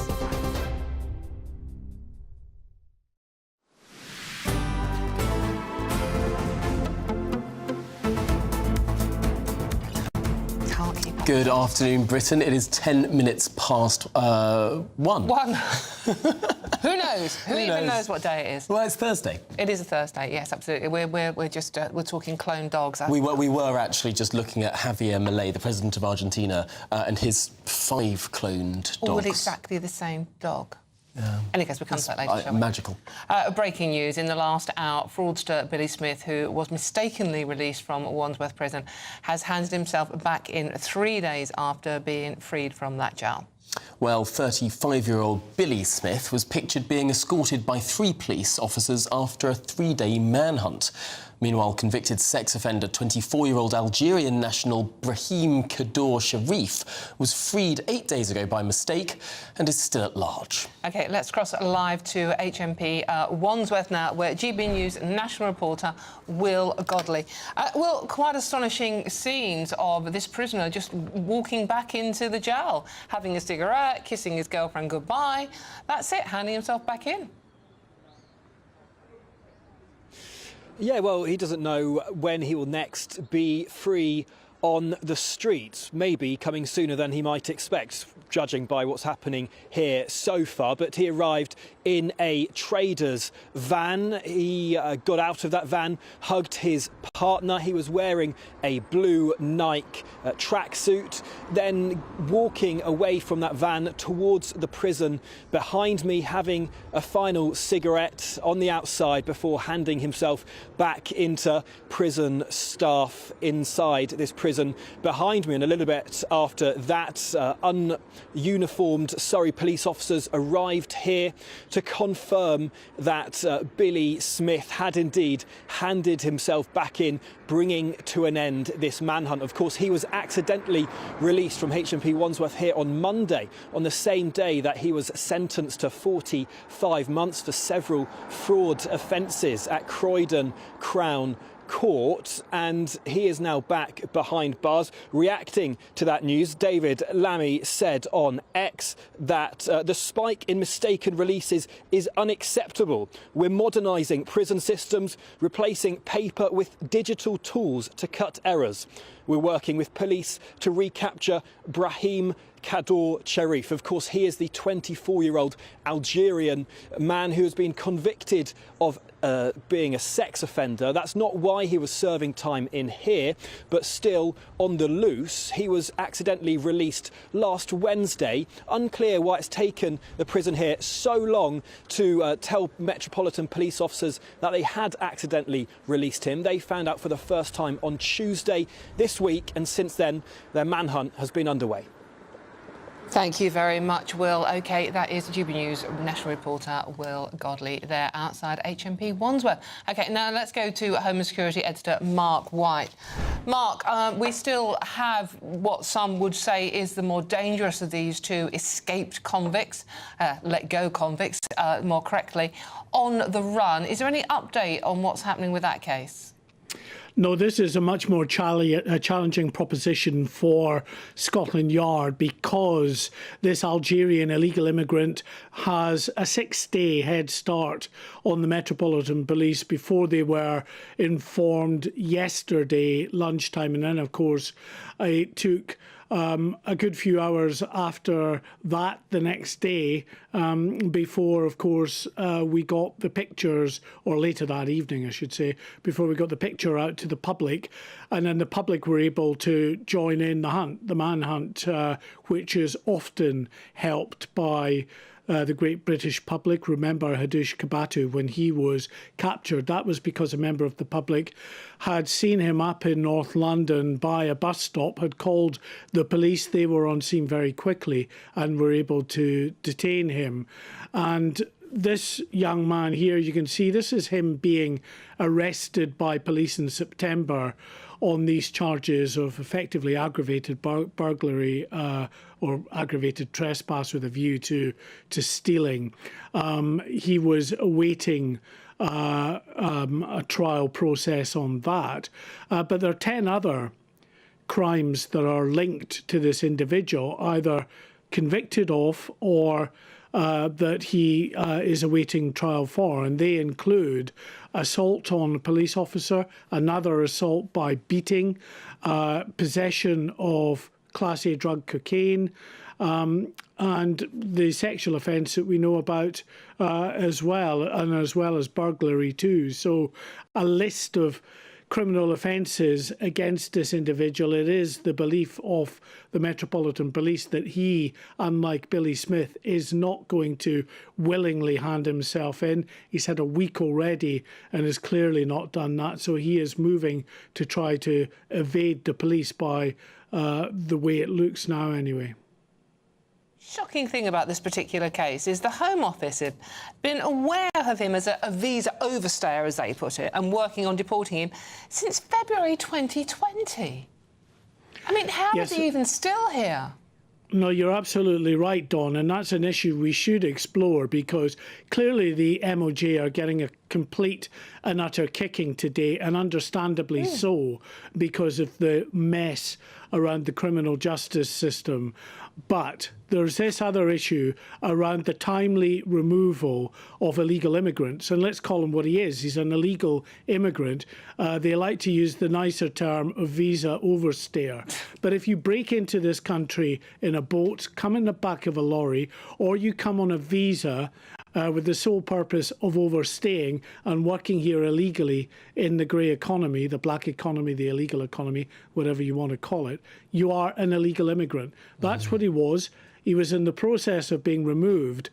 But there are serious questions for the Home Office to answer here as to why 5 years after being identified as an illegal immigrant, he wasn't removed. And in that time, he has been linked to all manner of other offending during that process. And he's been in and out of prison. And just this year, the summer of this year, he was in Colnbrook, the immigration removal centre near Heathrow Airport, but somehow found himself back out again, facing a court case and then being held in Wandsworth prison. And then, of course, we know, mistakenly released. There are serious questions. A murky old episode, this, as so many of these mistaken releases are, but it just points to an absolute crisis engulfing the criminal justice system and, of course, Home Office and immigration. Staggering. He comes here on a visit visa as a tourist. It's discovered pretty quickly, and 5 years later... 5 years later. 5 years later and several prosecuted crimes later. Never forget the crimes that he may or may not have committed that haven't ended up in the criminal justice system. And to just say this is not uncommon, this is all too common, that visa overstayers, illegal immigrants, that are detected by all of these extra immigration enforcement raids that we hear about so much. The government is at pains to tell us how much they're doing to round up illegals. What happens is the vast majority of them are bailed. They're back out in the public again, and so many of them disappear. And it can often take, OK, sometimes it can be done quickly, but in the majority of cases, it can take many, many months, years for these people to actually be released and eventually kicked out of the country. Easy to forget we're a developed G7 nuclear power when we have state capacity that is so lacking that we can't remove illegal criminals from our own country. Mark, thanks indeed for joining us live from Westminster there. Mark White, our Home and Security Editor. Meanwhile, there are victims of these crimes. I mean, in his case, it's a sexual assault, exposing himself. There are victims. There are women who are victims of these crimes. Do we not care about them? Very, very annoying. Right, OK, news in from the Home Office today. Official figures reveal that there was a record 8,778 referrals of individuals to the government's anti-extremism scheme Prevent in the year 2024 to 25. That's up 27% on the previous year. Well, joining us now is our national reporter, Charlie Peters. Charlie, what can you tell us? Well, this surge in referrals to the government's counter-extremism programme also rose quite sharply after the Southport attacks by Axel Ruda-Cabana, when there was perhaps heightened focus on radicalisation and concerns about what children were saying, what they were thinking, and what they perhaps were preparing to do. We've learnt since, haven't we, about the extensive failures of the Prevent programme in relation to Ruda-Cabana, which led to the director of that programme resigning earlier this year. But there was that surge in the period from July 24 to March of this year. There were 6,300 referrals of that 8,000 or so. So a surge of 34% in the same period from March 2024. But what's also quite curious, Tom and Dawn, is that more than 1 in 5 of those referred to Prevent in the most recent batch were believed to hold extreme right-wing ideologies, which is double the number of cases referred to the programme for Islamist extremism, just 870 in that count. Now, this comes despite the fact that when you look at the sharp end of the counter-terrorism system in the United Kingdom, be it MI5 or counter-terrorism policing, the vast majority, the batches of their caseload revolve around Islamist threats. A significant portion is there. And yet, when it comes to referrals for looking into extremism, starting the process, the channel that they go through for assessment, we're seeing the far right and extreme right-wing ideology cases, doubling those referrals. Now, Tom, in the last hour you were asking, is that perhaps because people are more reticent to refer Islamist concerns, and do they perhaps lack an understanding of what counts as right-wing extreme ideology?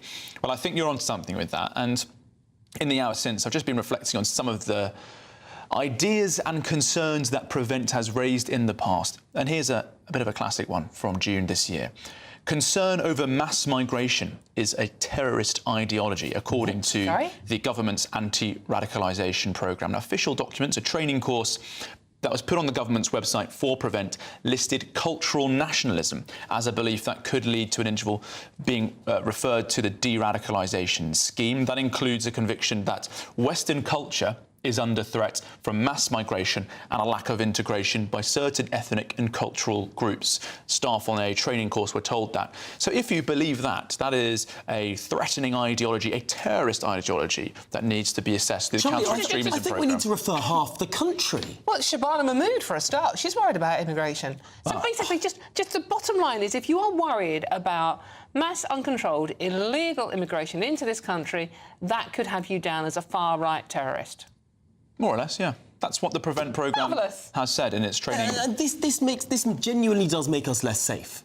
If you're searching for a needle in a haystack and you keep on piling bales and bales of non-terroristic hay onto that stack, any child in the education system who's ever said, gosh, I'm a little bit worried about our culture, or I quite like our flag, or wasn't Napoleon great, or maybe migration has been too high in recent years. I mean, any child who has said that with a little bit too much vigour could be piled on that haystack, and that makes it ever more hard to find the actual bloomin' extremists. Well, I'll be in touch with the Home Office later to ask if they have had any referrals for those praising Napoleon and other such examples. Nelson, not Napoleon. No, but we have heard from the senior Tory MP, Nick Timothy, about that disparity between the far right and Islamist actors. He's told the Express newspaper the Director General of MI5 has made clear that Islamist terrorism represents 3/4 of his workload. Yet under Prevent, supposedly about stopping people becoming terrorists, only 10% are for Islamism.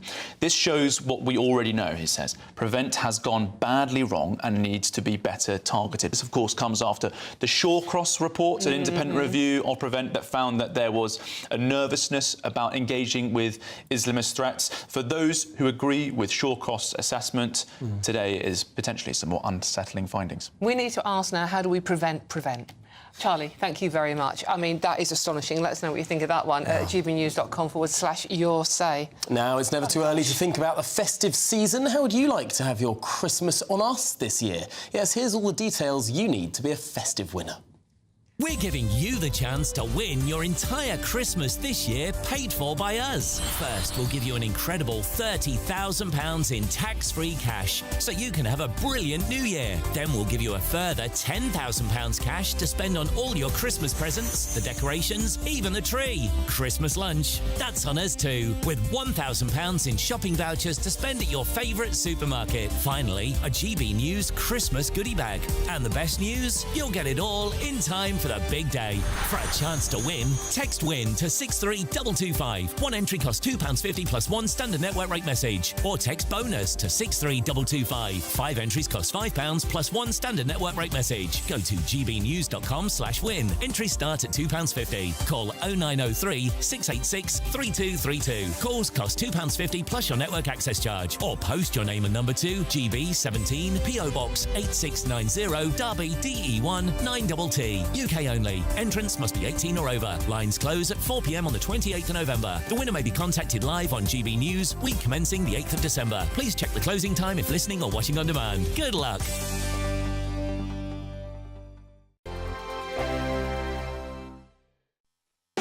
You want to know what's really going on in the corridors of power? Labour don't know what to do with you half the time, and that makes you quite lethal in the chamber. Get behind the headlines with Chopper's political podcast. Join me, Christopher Hope, as I sit down with the great and the good of British politics. We'll see where this ruling takes us. These are the stories shaping our nation. Chopper's political podcast, available now on all platforms. Listen in and stay ahead.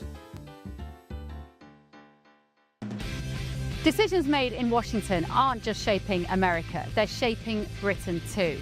From migration to global security, from crime to health. Whatever happens in the White House today will be felt in your town or city tomorrow. That's why The Late Show is live from Washington, D.C. Cutting through the politics to show you what it all means for Britain.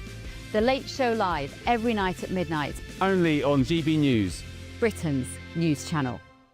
Bold. They are under no illusion. Ray. Are you a human trafficker? Boundless. I've had enough of the nonsense, and I'm not afraid to say it. Don't get us on the BBC. Every weeknight, I tear through the headlines. The smell of gasoline. Should we be worried about it? From Westminster madness to cultural war chaos. What we're going to do now is they are throwing things out the car as we speak. Get ready, Britain. Here we go. Patrick Christie tonight, weeknights from 9 p.m, only on GB News, Britain's news channel.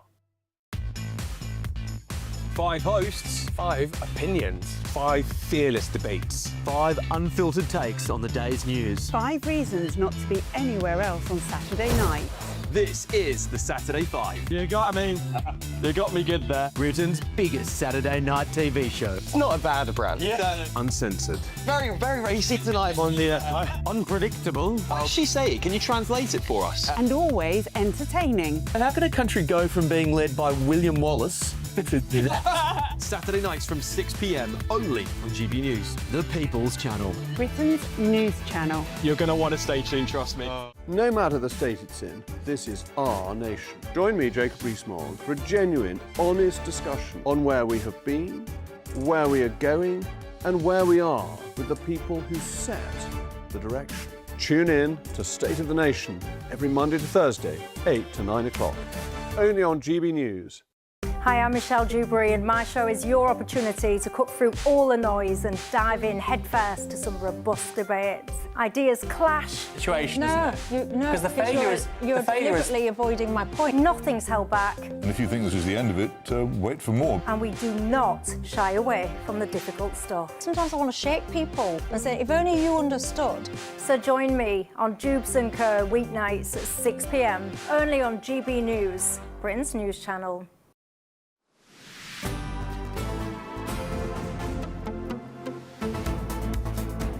Andorra? Good afternoon, Britain. It's 28 minutes past 1. Now, the Chancellor is set to announce that electric vehicles will be hit with a new pay-per-mile tax in the budget later this month. Yeah, the scheme, which will be implemented in 2028, will see electric vehicle drivers charged 3p per mile, meaning they have to pay an extra $250 a year for the average driver. Well, the electric vehicle tax raid comes amid falling fuel duty revenue as people move from petrol to electric cars, which, of course, don't pay fuel tax. OK, joining us now to make sense of this utter madness, if I'm honest, is motoring journalist Amanda Stretton. Amanda, good to see you. Right, OK, so they encourage you to get out of your petrol/diesel car to get into an electric car because you're going to save the planet and it's cheaper, and then they start charging you more to use it. Do they really think we're that stupid? I'm lost for words, to be honest. It's enormously disappointing. Everything that the industry has done to try to encourage motorists, educate motorists, implore motorists to move into EVs seems to be being undone here. And, you know, one thing when I first read this story that I was musing about was when EVs first came onto the market and everybody was saying, should we move into them or should we not? One of the big concerns was that they were more expensive to buy or to purchase outright, which they were. But this was offset by the cost of running them, which was cheaper. But one of the things that we were sort of sold on, if you like, was the fact that you weren't paying fuel duty because the revenue that the fuel duty would be generating was actually going to be offset against how much the NHS actually spend in things like respiratory problems that are specifically caused by air pollution. Now, this is the way it was sold to us in the first place. So what we seem to be doing now is undoing all of the good work. Never in my life have I seen so many stakeholders in the motoring industry so against a policy like this. I mean, I'm just doing so from memory. I think we spend about £185 billion a year on the NHS. Fuel duty currently raises £25 billion a year. I'm not entirely convinced that more than an eighth of the entire NHS budget goes on respiratory problems every single year. No, I was doing a little bit of research actually earlier on, and according to Public Health England, particulate matter is current spending for 2025, is that they estimate the NHS is receiving 1.4 billion, and nitrogen dioxide associated respiratory problems, 1.2 billion. Now that's set to go up to 4.5 and 3.8 by 2035. So you're absolutely right. You know, we're looking at potentially raising around just a little under 2 billion by the early 2030s. It just, they offset one another. So it's utter madness that they're putting the EV market, and quite frankly, everybody who's worked so hard to encourage people into electric vehicles. Obviously, we need a ground-up rethink of the way roads are taxed, obviously. That is indisputable. But to be doing it at this stage to EV owners, you know, we already have paid more to buy the cars. We already pay VAT on charging them when we're not charging them at home. You know, we're already paying quite considerably into the public purse. And you know, the new vehicle excise duty for EVs is going to be introduced as well, which is £195. So EV drivers are already making a contribution. I just think at this point in time, this is the wrong thing to be doing. Isn't it the truth, though, Amanda, that it's always drivers that pay the price when the country needs more money? I mean, this sounds like a new version of the poll tax, but on drivers. It is, but it's not just drivers. This is the thing that really gets on my nerves, because everybody, whether you drive or not, are going to be paying for this down the line. Yes. Because all of our goods and services come by vehicle. I was listening to an advert in the car earlier on. Amazon very proudly announcing that they're going to be doing many more deliveries with EVs.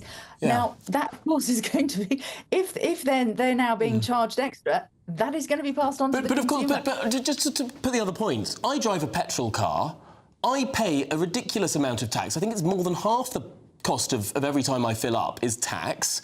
Yep. Why should, and that's effectively a per mile tax that I pay for my car because it's a petrol car. Why shouldn't electric vehicles have the same? Well, they should in some sense, and that's why I say a total ground-up rethink of the way electric vehicles and generally cars are taxed needs to happen. But what you're saying now is that you're being taxed as an internal combustion engine driver. You're being taxed through the nose. And now so are EVs, and none of us are actually getting value or getting what we're paying, and that is the irritating thing. Yeah, as always, Amanda Stretton, thank you very much. Let us know what you think about that one. Obviously, gbnews.com/your say. More madness. OK, there is lots more coming up on today's show. Yes, growing anger as Christian villages in Africa are wiped out and the West looks away. Why is no one speaking up? Yeah, well, that and much more to come. This is GB News, Britain's news channel. We'll see you soon.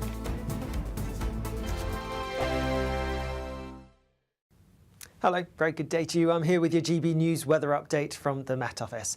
Now it is going to be quite cloudy for many of us through the rest of today, even a bit of drizzly rain around in the west, but there will be some glimmers of sunshine breaking through. There is low pressure to the west of us, but it's quite a flabby low. So as a result, whilst, yes, there is that cloud and a bit of rain, the winds are going to be pretty light as well. Like I said, western areas seeing some outbreaks of drizzly rain at times, and perhaps across parts of the southwest, maybe parts of Wales, could pep up a little bit more, so some heavier bursts possible for a time. Further east, staying dry, and there will be some breaks in the cloud around, but not many of these. That being said, feeling relatively mild because, like I said, we have light winds, despite the fact that there will be quite a bit of cloud around. Temperatures getting into the mid, possibly even high teens for some. Watch out for some further heavy showery bursts of rain across parts of Wales as we go into this evening. Clearer skies across parts of the southwest, otherwise quite cloudy for many of us. Some breaks in the cloud across parts of Northern Ireland and a few breaks here and there across parts of Scotland and Northern England, but on the whole it's largely cloudy but largely dry. Just a bit of rain out towards the Western Isles and a few spots of rain here and there. Most of it will be quite light and drizzly, however. As we go overnight, a little bit more rain starting to push its way into parts of the southeast later on. This could be a little bit heavy. Elsewhere, most places staying quite similar, so a few outbreaks of rain possible, but generally it is going to be largely dry and there will be some clear breaks around. Temperatures not dropping a huge amount. We have a lot of cloud, and so that's going to keep them in the low teens in a few spots. Then as we go through tomorrow, there's some showery rain across parts of the southeast. That pushes its way further northwards. Could be a bit heavy at times. And then in the southwest, a swathe of wet weather that's going to be feeding its way in. And this will also be pushing its way northwards, but also northeastwards. Away from this, there'll be some sunny breaks on offer, but temperatures, if anything, down a few degrees compared to today. Thank you, Britain, for making us the fastest growing news website in the UK. We're truly humbled, and we couldn't have done it without you.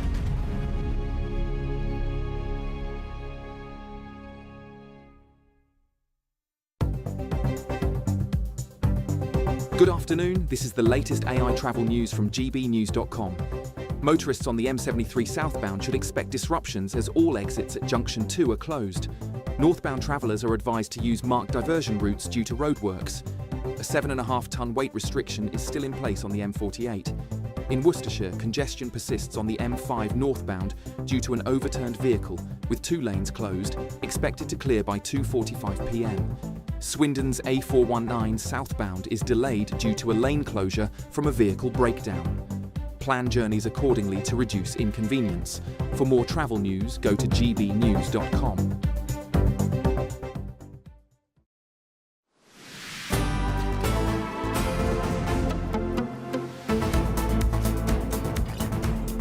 Good afternoon, Britain. It's 37 minutes past 1.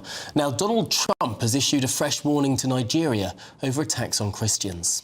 In a video posted on social media, the US president said they could go in a guns blazing if the government fails to act. The United States cannot stand by while such atrocities are happening in Nigeria and numerous other countries. It's not only Nigeria, it's all over.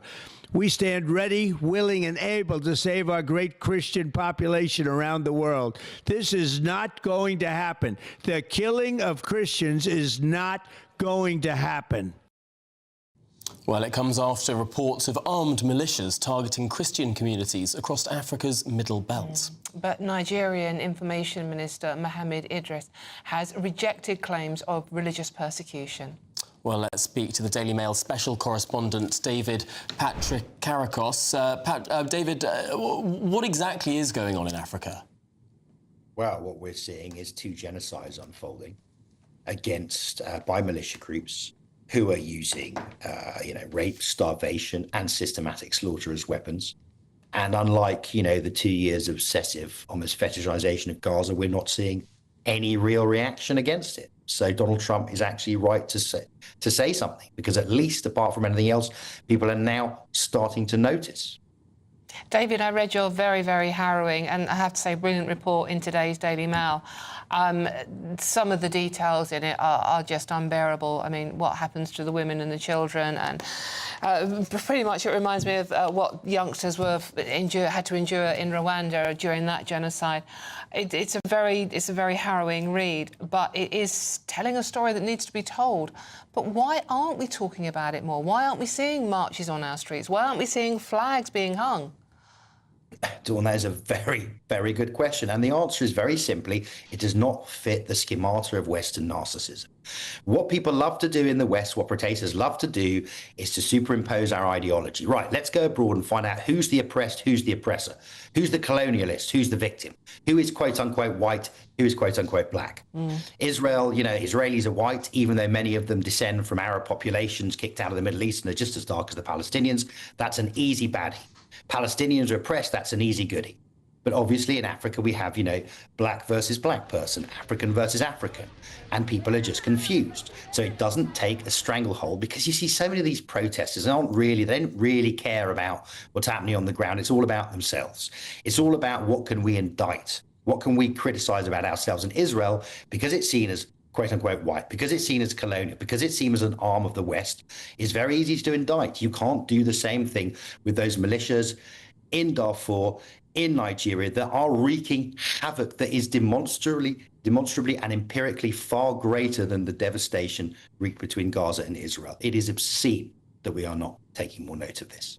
It is extraordinary, really, that people paint Israel-Palestine as so black and white, that those marches paint them as so sort of easy to understand, when clearly many people on those marches do not understand the intricacies of what goes on in the region.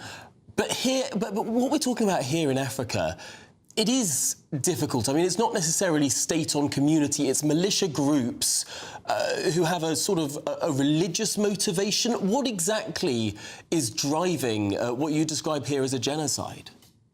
Look, you're absolutely correct. It is complicated, and there's several factors. In some instances, it's religion.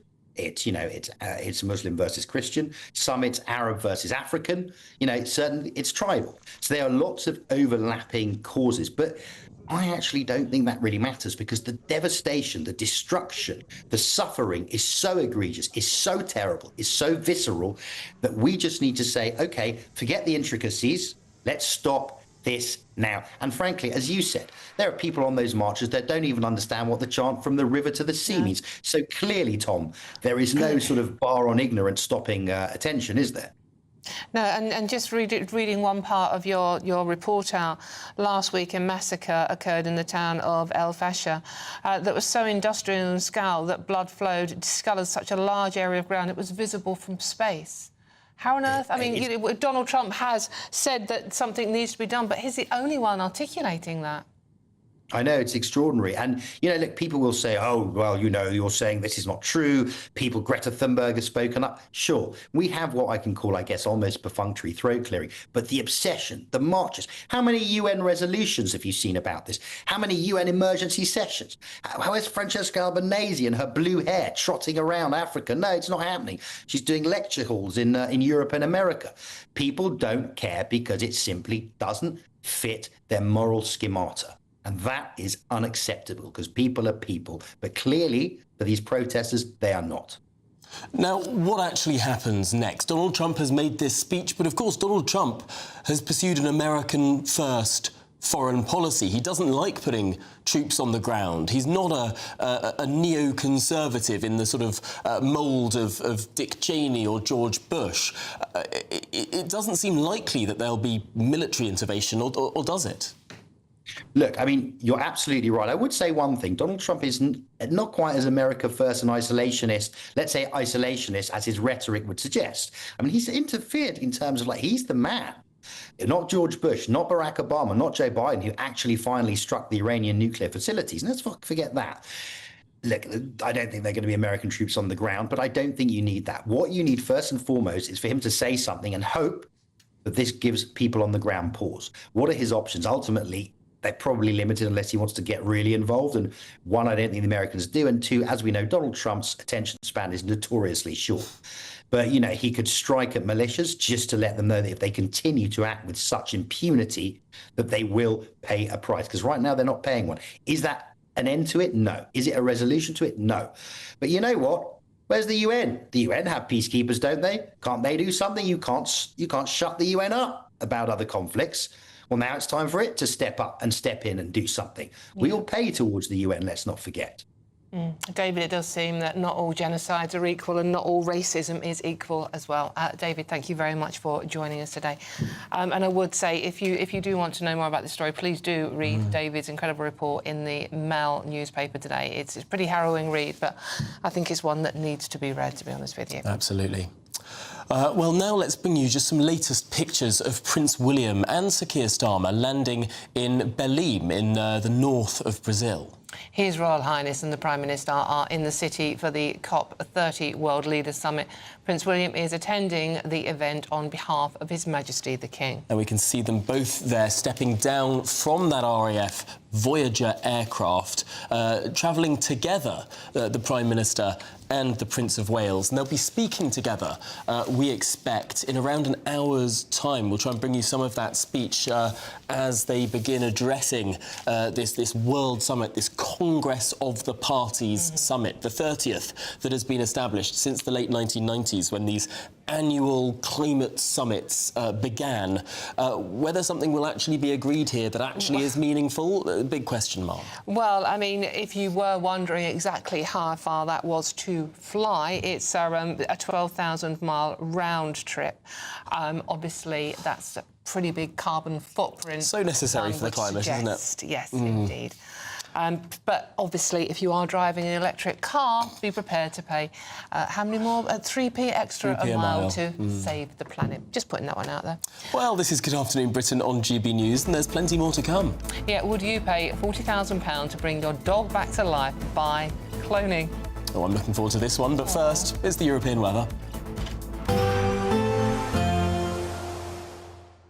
I hope we haven't forgotten anything. Travel insurance, I tick that box. Yeah, but remember what you forgot last year. All Clear Travel Insurance sponsors GB News Travel Destinations Forecast. Hello, we've got some wet weather moving into Portugal through Friday, showers across the Mediterranean, but if you're heading away on the weekend, it is looking much drier across parts of the Med. In the Canaries, plenty of dry and sunny weather. That wet weather spreading into parts of Portugal and through the Mediterranean. We've got an area of low pressure bringing wet weather towards Italy as well as further east as well. But as I said, into the weekend, it is looking much drier with plenty of sunshine and temperatures in the mid-20s in Tenerife. All Clear Travel Insurance sponsors GB News Travel Destinations Forecast. Britain deserves a newsroom that puts the facts and your voice first. Well, and that's what you get on GB News. Lively debates, lively conversation. And we're not afraid to hold power to account. And each other. So join me, Andrew Pierce. And me, Miriam Gates, for Britain's Newsroom, weekdays from 9:30 on GB News. I'm Martin Daubney. This is GB News, Britain's news channel. GB News Breakfast, every day from 6 a.m. We have a very interesting guy in the studio called Will Whitehorn, who's a space expert. And the reason we've got Will in is that NASA have plans to send astronauts to live on the moon. And it's not how you think, though, is it? It's inside glass bubbles that are going to be made from lunar dust. OK. Not in houses. The American Space Agency is funding research to see if it is possible. And let's get Will, who does believe it's possible. And will you be going, Will? Well, not to the moon, obviously. No. That's going to be a bit expensive. But and I think NASA will be sending astronauts who probably had to train for several years. But I do intend to go to space in the next couple of years, yes. Mm-hmm. So how's it going to work? So NASA's unveiling this plan to send astronauts to live on the moon, living in glass bubbles. Yeah, made of basically moon dust. So there's a huge amount of silica and other similar materials on the moon. And basically using a microwave process, like a microwave oven, of a very sophisticated type, they're going to be able to meld those and construct, and also using 3D, technology, they'll also be able to construct the interiors on the moon. Now, that's because rocketry is expensive, so it's very expensive to take them up there. So it's not that you fill a big space container and bring it to the moon full of this stuff and then assemble it there. You're actually going to fabricate it, make it on the lunar surface. That's one of NASA's plans. So the first mission going back shortly, in which Elon Musk will be involved with the new Starship rocket that you've probably seen. The Starship is the biggest rocket ever built in human history. And that's going to be able to also go to Mars. But it's also going to be able to carry industrial material to space. Right. GB News, the People's Channel. Join me, Nana Akua, for an informative, interactive news programme with a difference. It's fun. No, he didn't say that, Dave. I'm so surprised. I think there's an element of truth to that. Join me from 3 p.m. every weekend, only on GB News, Britain's news channel. Britain was once the envy of the world. But look around. A nation that no longer knows what it is or where it's going. A country that's broken. How do we fix Britain? How do we bring it back? Friday night with Matt Goodwin at 8 p.m. only on GB News.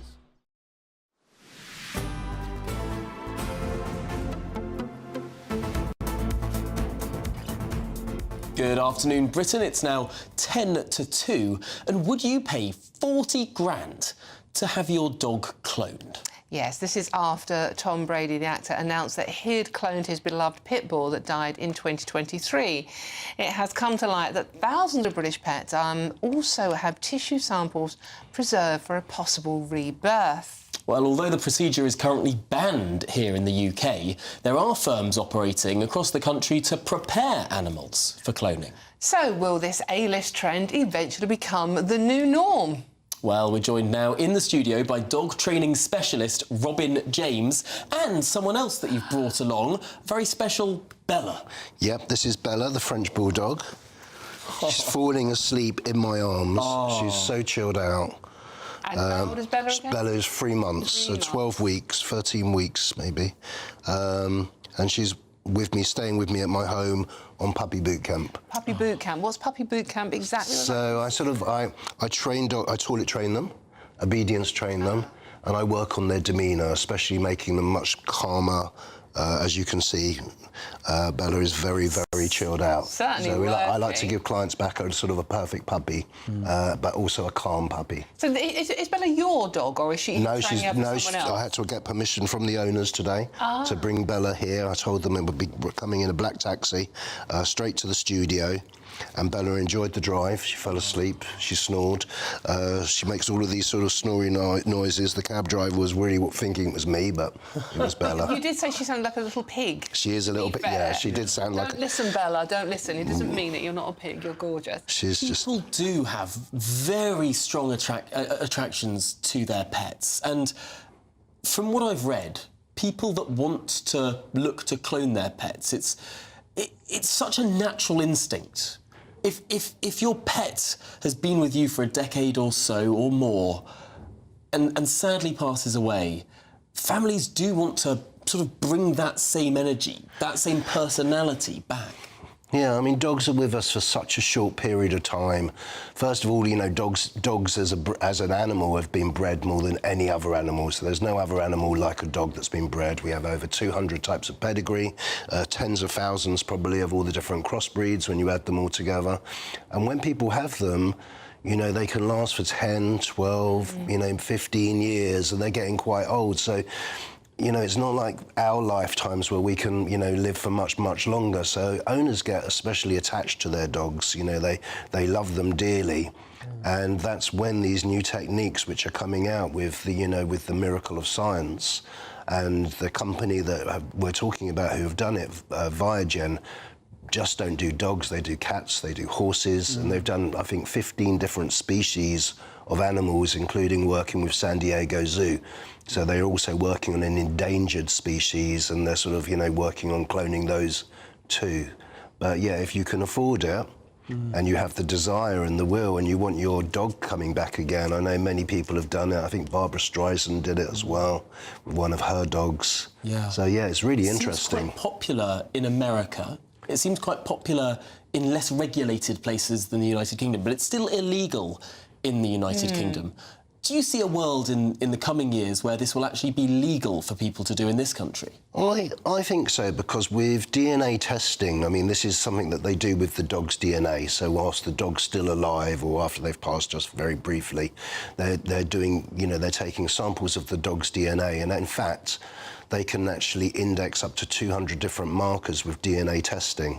So, you know, it's quite remarkable that actually if all dogs were DNA tested before they gave birth to their litters, within a decade or so, we could almost get rid of so much disease within dogs, and dogs could live that much longer. And just to be clear, Bella isn't cloned, she is just a gorgeous... She is just a normal puppy, falling asleep here. She loves her cuddles. Well, Robin, thanks so much for coming in. We do have to get to the weather, but in the meantime, I'm just going to get up and have a quick stroke. Of course you can, would you? Bella. Oh, well... Today, clouds overhead, total zen within.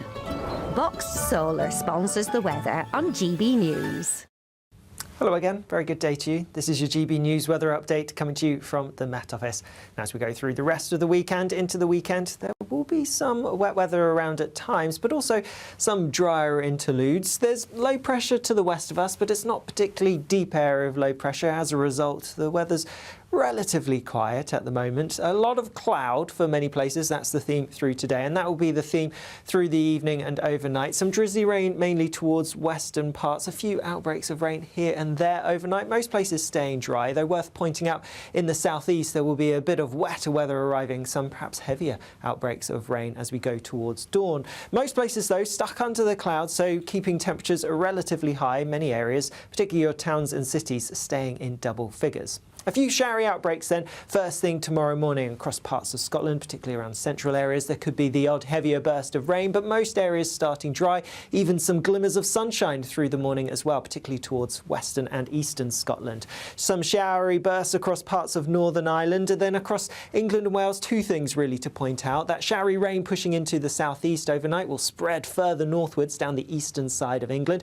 Drier to start further west, not totally dry, but drier. However, later on, as we go through the morning into the afternoon, a swathe of wet weather is going to push its way northeastwards. This could turn a bit heavy at times across parts of the southwest and also across Wales, where there has been a fair amount of rain recently. Away from those zones of rain, there will be some dry, sunny weather on offer, but temperatures, if anything, will be down a couple of degrees compared to today.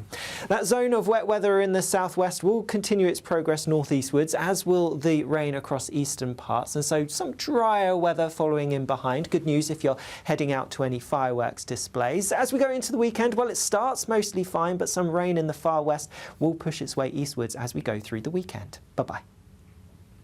Today, clouds overhead. Total zen within. Box Solar sponsors the weather on GB News. We could be delivering the perfect Christmas to you this year. There's £30,000 in tax-free cash to make 2026 the best year yet. A further £10,000 cash to spend on gifts for all the family. There's £1,000 to spend in your favourite supermarket. And a festively themed GB News goodie bag. And we'll get it all to you in time for the big day. For a chance to win, text WIN to 63225. One entry costs £2.50 plus one standard network rate message. Or text bonus to 63225. 5 entries cost £5 plus one standard network rate message. Go to gbnews.com/win. Entries start at £2.50. Call 0903 686 3232. Calls cost £2.50 plus your network access charge. Or post your name and number to GB17 PO Box 8690 Derby DE1 9TT. UK only. Entrance must be 18 or over. Lines close at 4 p.m. on the 28th of November. Please check the closing time if listening or watching on demand. Good luck. I'm Michelle Dewberry, this is Jubes & Co with you. Hello everyone, Patrick Christie is here. GB News, Britain's news channel. Access the stories that matter to you. Take the GB News family with you on any device. And as long as you have an internet connection, tune in to GB News anywhere on the planet or beyond. GB News, the People's Channel, Britain's news channel. In the GB newsroom, we bring you the news as it happens. With our team of dedicated journalists across the UK, we're ready to keep you up to date with what's happening every half an hour, every single day. Bulletins here on GB News, the People's Channel, Britain's news channel. Britain deserves a newsroom that puts the facts and your voice first. Well, and that's what you get on GB News. Lively debates, lively conversation. And we're not afraid to hold power to account. And each other. So join me, Andrew Pierce. And me, Miriam Gates, for Britain's Newsroom, weekdays from 9:30 on GB News. Hi, I'm Michelle Dewberry, and my show is your opportunity to cut through all the noise and dive in headfirst to some robust debates. Ideas clash. Situation, no, isn't it? No, because the failure is you're deliberately avoiding my point. Nothing's held back. And if you think this is the end of it, wait for more. And we do not shy away from the difficult stuff. Sometimes I want to shake people and say, if only you understood. So join me on Jubes & Co weeknights at 6 p.m. only on GB News, Britain's news channel. No matter the state it's in, this is our nation. Join me, Jacob Rees-Mogg, for a genuine, honest discussion on where we have been, where we are going, and where we are with the people who set the direction. Tune in to State of the Nation every Monday to Thursday, 8 to 9 o'clock, only on GB News.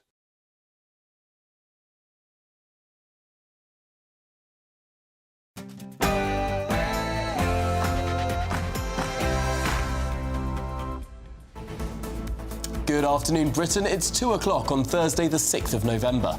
I'm Tom Harwood. And I'm Dawn Neeson. Now, fraudster William Billy Smith has handed himself in after being mistakenly released from Wandsworth prison. But Algerian sex offender Brahim Kadour Sharif is still on the run.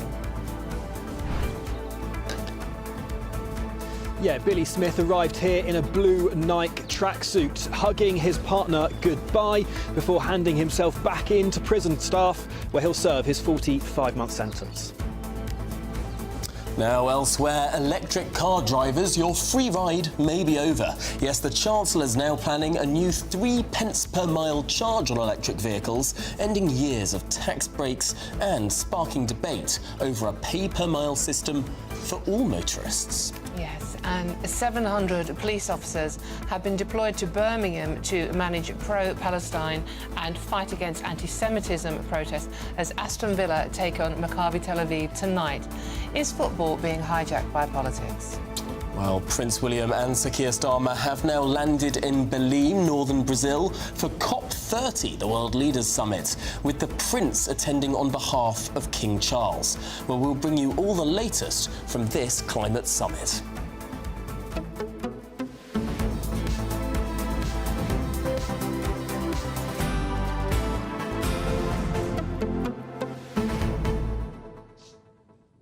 Well, some breaking news now. Let's cross live to Sheffield Crown Court, where Hassan Jangur has been handed a life sentence for the murder of Good Samaritan Chris Marriott by running him over as he helped a stranger. Just to say, this is the latest pictures, not quite live. Close. Good afternoon. I am Detective Chief Inspector Andy Knowles, the Senior Investigating Officer on this case. On the afternoon of the 27th of December in 2023, Chris Marriott went for what should have been one of many walks with his young family over the Christmas period, but he never came home.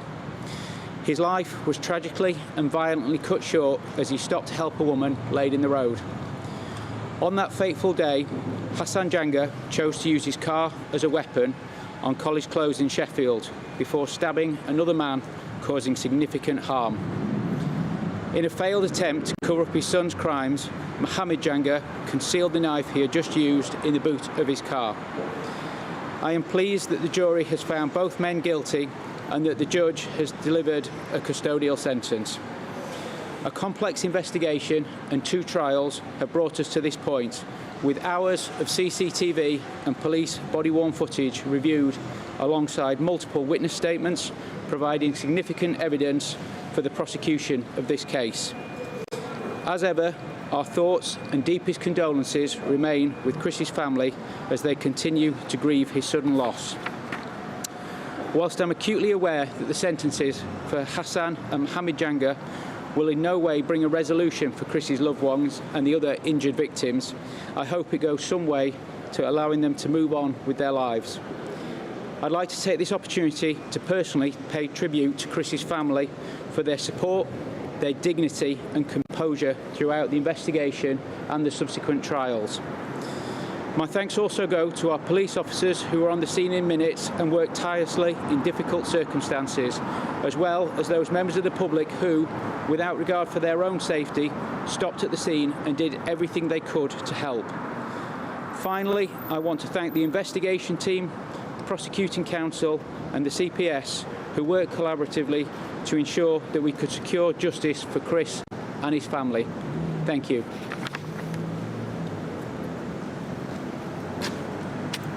Good afternoon. Hello, I'm Investigations Officer Rachel Scott and I worked as Family Liaison Officer on behalf of this case. On behalf of the Chris Marriott's family, I'd like to pay tribute to Chris by reading Bryony Marriott's statement following today's sentence. Chris was genuine, kind, caring and loving. He was reliable, trustworthy, affectionate and gentle. Chris was a man of faith and his love for God and people shone through in what he devoted his time to. He was someone who others felt comfortable and safe with and was great at being a friend. He had a compassionate heart and he loved helping, supporting and empowering others. Chris wasn't loud or in your face, but he was a great example of how small things done well and with love can have a big impact. Chris and Bryony were married for 16 years and they expected to grow old together. Bryony misses his smile, his laugh, his touch, his wisdom and his encouragement. He was her best friend and she's thankful to have loved him and to have been loved by him.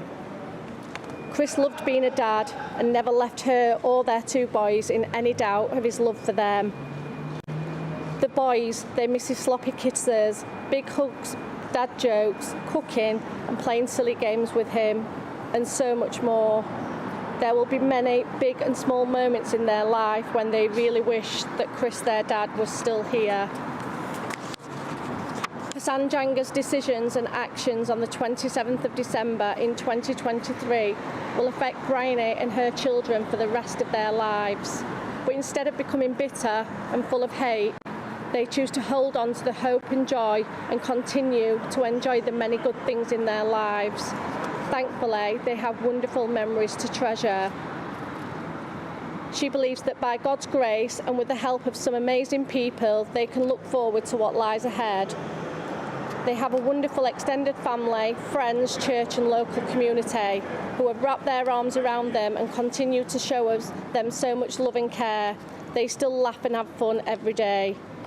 Our time as a family of 4 was so much shorter than they ever imagined, but it's her hope that Chris's life, more than the manner of his death, has a lasting impact on her, her children and many others. Thank you.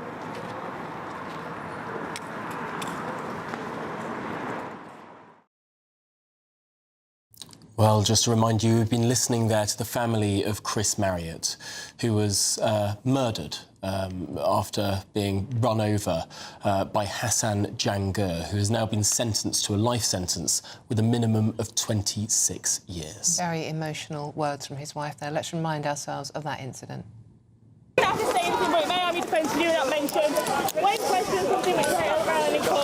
This is the moment Hassan Jangur was arrested.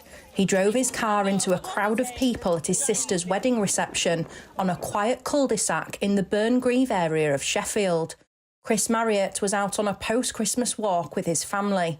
He stopped to help after Jangur's sister had been injured in an earlier brawl. The devout Christian died at the scene after being hit by Jangur's car. 4 others were injured in the crash, including Jangur's new brother-in-law, who was stabbed several times. The attack left neighbours devastated. The police came and they lifted the car up and they pulled the 2 people underneath. Then later we have heard the news that one of them has passed away. It is very, very sad, and it's shocking to everyone here, and nobody expected that to happen. It is a quiet, nice area, everybody cheering and saying hello whenever you walk around. So we never expected that to happen. This is a tragedy anyway. My sympathy to his family, and we wish and pray this has never happen again. Jangur was found guilty of Chris Marriott's murder at a retrial and 3 counts of causing grievous bodily harm with intent and 1 of wounding with intent relating to those also hurt. Police described Chris Marriott as a good Samaritan who paid for his kindness with his life. The charity worker leaves behind his wife and 2 young sons. Anna Riley, GB News. Yes, joining us now from outside Sheffield Crown Court is indeed GB News reporter Anna Riley. Anna, an incredibly moving story. Tell us what's happening there today. Yes, very moving indeed, Dawn. Well, this was a retrial. A jury found Hassan Jangur and his father, Mohammed Jangur, guilty in July of this year. The judge handed that 26-year sentence, a life sentence with a minimum term of 26 years for the murder of Chris Marriott, also for grievous bodily harm in which he hit other people at the scene, and also wounding with intent when he attacked his new brother-in-law with a knife. His father was handed a sentence of 6 months, suspended for 2 years, and he was given 150 hours of unpaid work and a requirement of 25 rehabilitation days. He was found guilty of perverting the course of justice by hiding the knife that his son used to attack his new brother-in-law, hiding that knife in the taxi the boot of his taxi. Now, when the judge handed down this sentence today, he told Hassan Janga this was a deliberate and senseless act of hot-headed and wanton violence, resulting in the tragic death of Chris Marriott and life-changing consequences for many others. Now, it happened back on the 27th of December 2023, and it all occurred between a family feud between the Khan family and the Janga family. Now, Hassan's sister had married into the Khan family, and the Jangas were unhappy about that. They did not attend the wedding at the mosque earlier that day, and then disagreements broke out when there was the wedding reception at College Close in the Burngreave area of Sheffield, where the Khan family live and where that reception was going on, when the mother came. The mother of the new bride, of Hassan Khan's new bride, came along and started depositing her clothes on the doorstep with her daughter. And that is when then Hassan Janga got a call to say that a fight had broken out between the Khan family and between the Janga family, in which his sister Nafisa had been involved. So he got into his car. They live around a mile and a half away. He got into his car and then he drove at speed up College Close at around 25 miles an hour. First, the car collided with his sister's new father-in-law, who was hit at speed and went over the bonnet of the car and was harmed.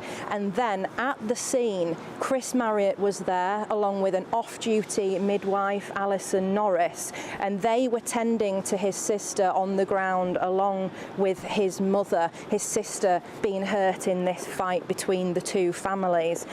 Chris Marriott on a post-Christmas walk with his wife and his young children, going to the scene as a good Samaritan to help out. So was Alison Norris as well, the off-duty midwife. So after Hassan had hit the father-in-law, he then ploughed into the four people that were on the ground: Chris Marriott, Alison Norris, and his mother and his sister. Tragically, Chris Marriott died at the scene due to the head injuries that he sustained after being hit at speed and trapped under the car.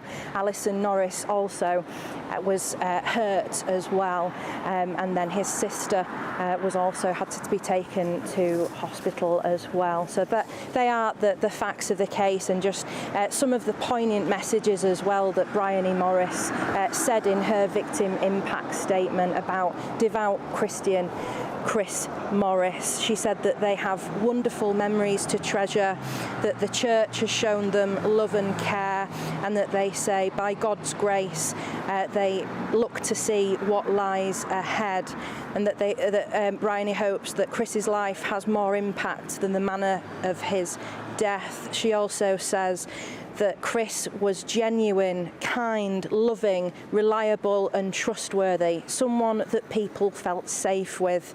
She said that he was a man of faith and that he had love for the Lord. He had a compassionate heart and was a great example of how small things with love make a big impact. Anna, thank you so much. That's Anna Riley there on Good Samaritan. Chris Marriott, 46 years old when he was killed, trying to save someone else. His wife, Bryony, and the two little boys face another Christmas without Chris. It's just the saddest thing. Had he not tried to help, had he not tried to help, he'd still be alive today. And that is the cruelest event. But he was a Christian, and that's what you do. You don't pass on the other side, you stop and help. OK, let's move on. Thank you very much. And a very emotional story there for us. Absolutely. Over in Brazil, Prince William and Sir Keir Starmer, the Prime Minister, have arrived in the north of the country for the COP30 World Leaders Summit. Yes, the Prince of Wales is attending the event in Belém on behalf of His Majesty the King. Both are expected to address the summit later today. Well, our royal correspondent Cameron Walker is live in Brazil for us with the very latest. Cameron. Hi there, Tom. Yes, in the last half an hour we have seen the Prince of Wales alongside Prime Minister Sir Keir Starmer walk off the British government plane down the steps and have arrived in Belém ahead of the COP30 climate conference. Now, obviously, the COP climate conference happens every single year for the last 30 years. But it's significant, I think, that it is the Prince of Wales being here rather than King Charles. Now, it is the Prince of Wales representing his father here as the future king. His father could not travel. And the Prince of Wales, for the first time in his life, will be delivering a speech on behalf of his father, representing the United Kingdom. And the fact that the Prime Minister is with him side by side, I think perhaps speaks volumes, perhaps a sense to look into the future of the kind of leadership that Prince William is going to be pursuing. And yesterday, he was here in Rio de Janeiro at the Earthshot Prize Awards. And before that, Prince William was talking on the stage about the kind of leadership he wants to muster and the kind of leader he wants to be going forward. And it was one of positivity and bringing people along with you when it comes to climate change, which clearly is quite a polarising issue in the United Kingdom.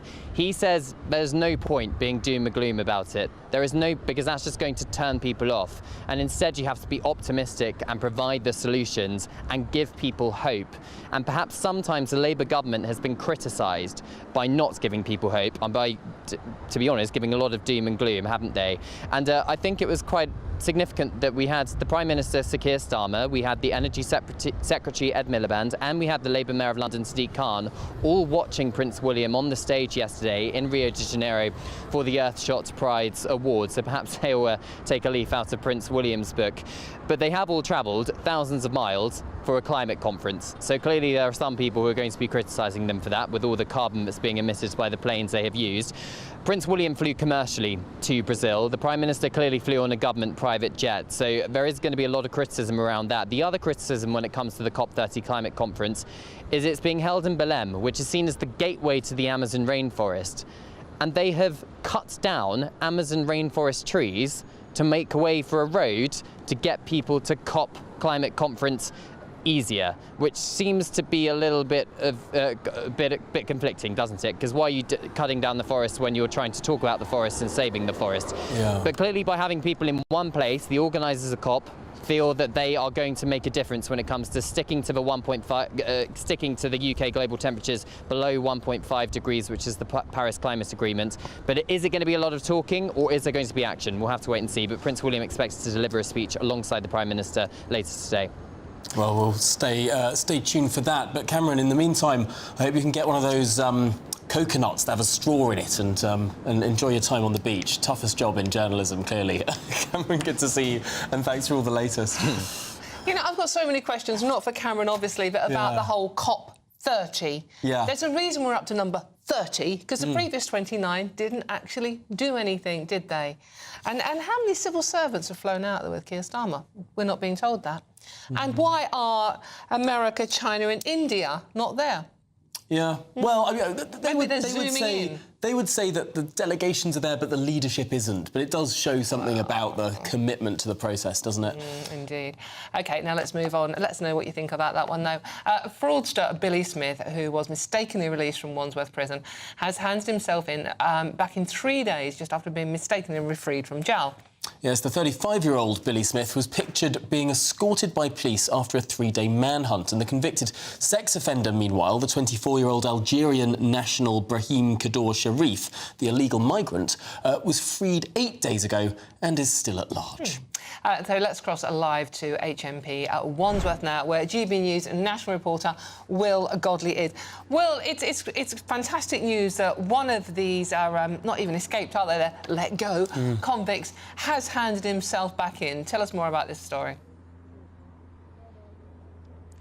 Yeah, well, he arrived here earlier this morning, Dawn, and he arrived with his partner in a builder's van. They parked up outside the prison. He hugged her goodbye and entered into the prison, where he'll now start serving his 45-month sentence that he was sentenced to on Monday for several fraud offences at Croydon Crown Court. Relief, of course, for some residents that one of the prisoners who was released on accident has returned, but still another manhunt at large for that 24-year-old Algerian sex offender.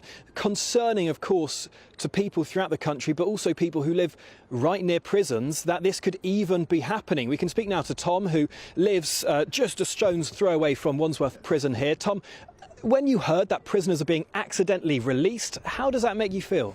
Well, you know, at home we're all terrified. We've got my mum at home. She's hardly been able to leave the house. It's kind of just put everyone's life on pause a little bit, and that, you know, that's just one house in the local area. It's a very residential place. I'm sure many other homes are feeling the same. The scale, the 2 people accidentally got released. Not sure how that happens, but it has. And Tom, what's kind of been the change in terms of police presence on the scene since these manhunts were launched? Well, it's been chaos, to be honest with you. Everything's become 10 times harder. We've had the police come knock on our door, ask if we've seen, heard anything, which we haven't, because, you know, when you let 2 criminals go, they go as far as they can. So I know one of them turned himself in, but still don't know they're at large. And yeah, it's been a bit stressful, to be honest with you. Tom, thanks for joining us on GB News. We are here outside the prison and reacting to the news that William Smith has handed himself in. David Lammy, the Justice Secretary, made a statement saying the spike in mistaken releases is unacceptable. We're modernising prison systems, replacing paper with digital tools to cut errors, and we're working with police to recapture Bahim Kaddour Cherif, of course, that 24-year-old Algerian sex offender. The Prison Officers Association, though, saying they just need more money in order to make the prison systems work.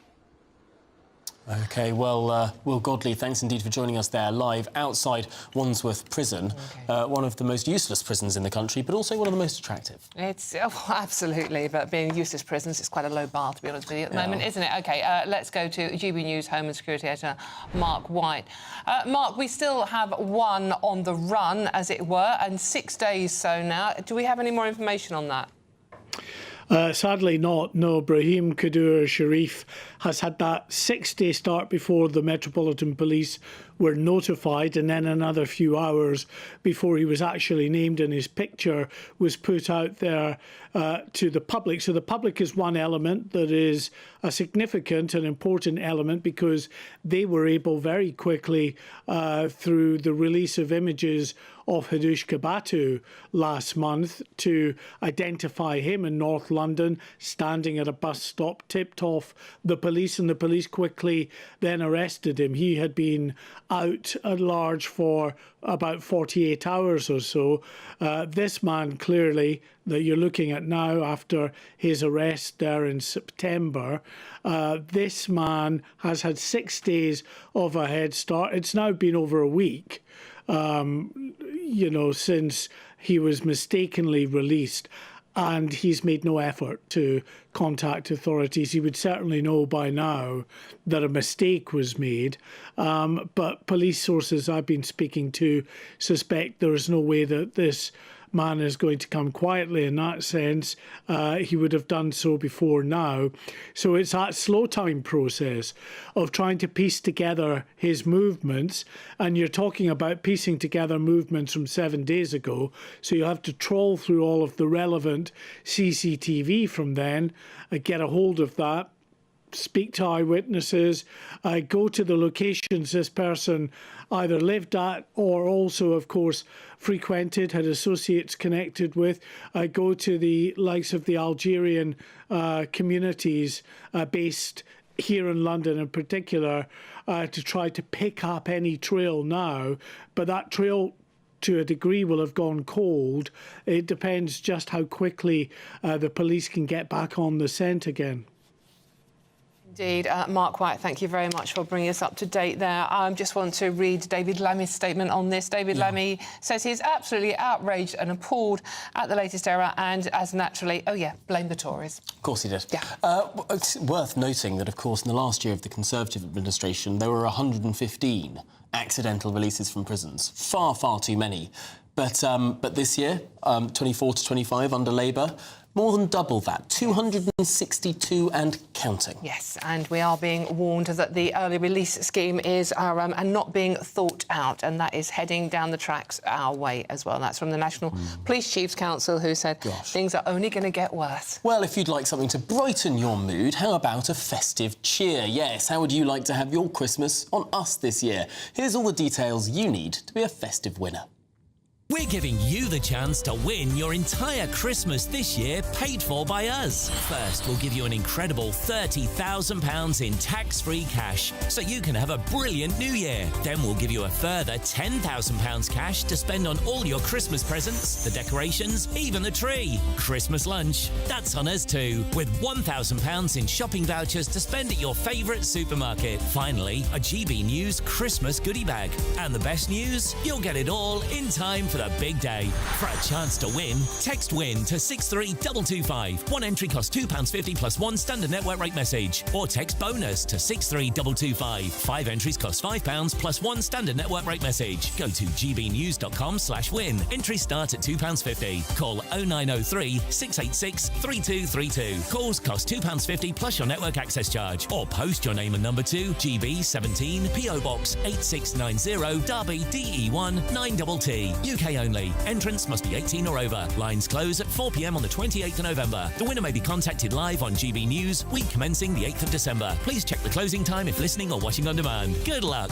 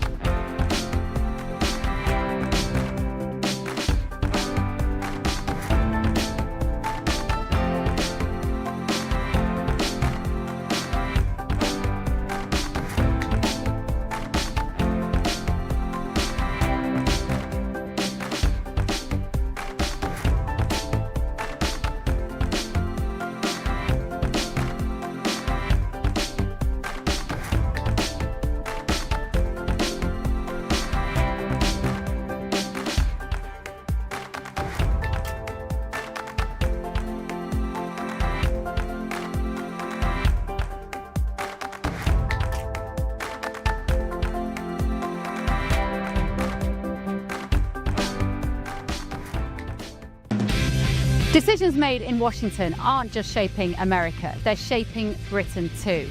From migration to global security, from crime to health. Whatever happens in the White House today will be felt in your town or city tomorrow. That's why The Late Show is live from Washington, D.C. Cutting through the politics to show you what it all means for Britain. The Late Show live every night at midnight. Only on GB News, Britain's news channel. From the school run to the home run, watch a new show for all of Britain. He can say whatever he wants. A straight talking show where all voices are heard. And, you know, when are we going to stop talking about smashing the gangs and actually do it? With the stories that matter from every part of our country. There's a bit of a crash landing there for your Chancellor. Bold, fearless and standing up for you. That's me, Martin Daubney, 3 p.m. till 6 p.m, weekdays, here only on GB News. The People's Channel, Britain's news channel.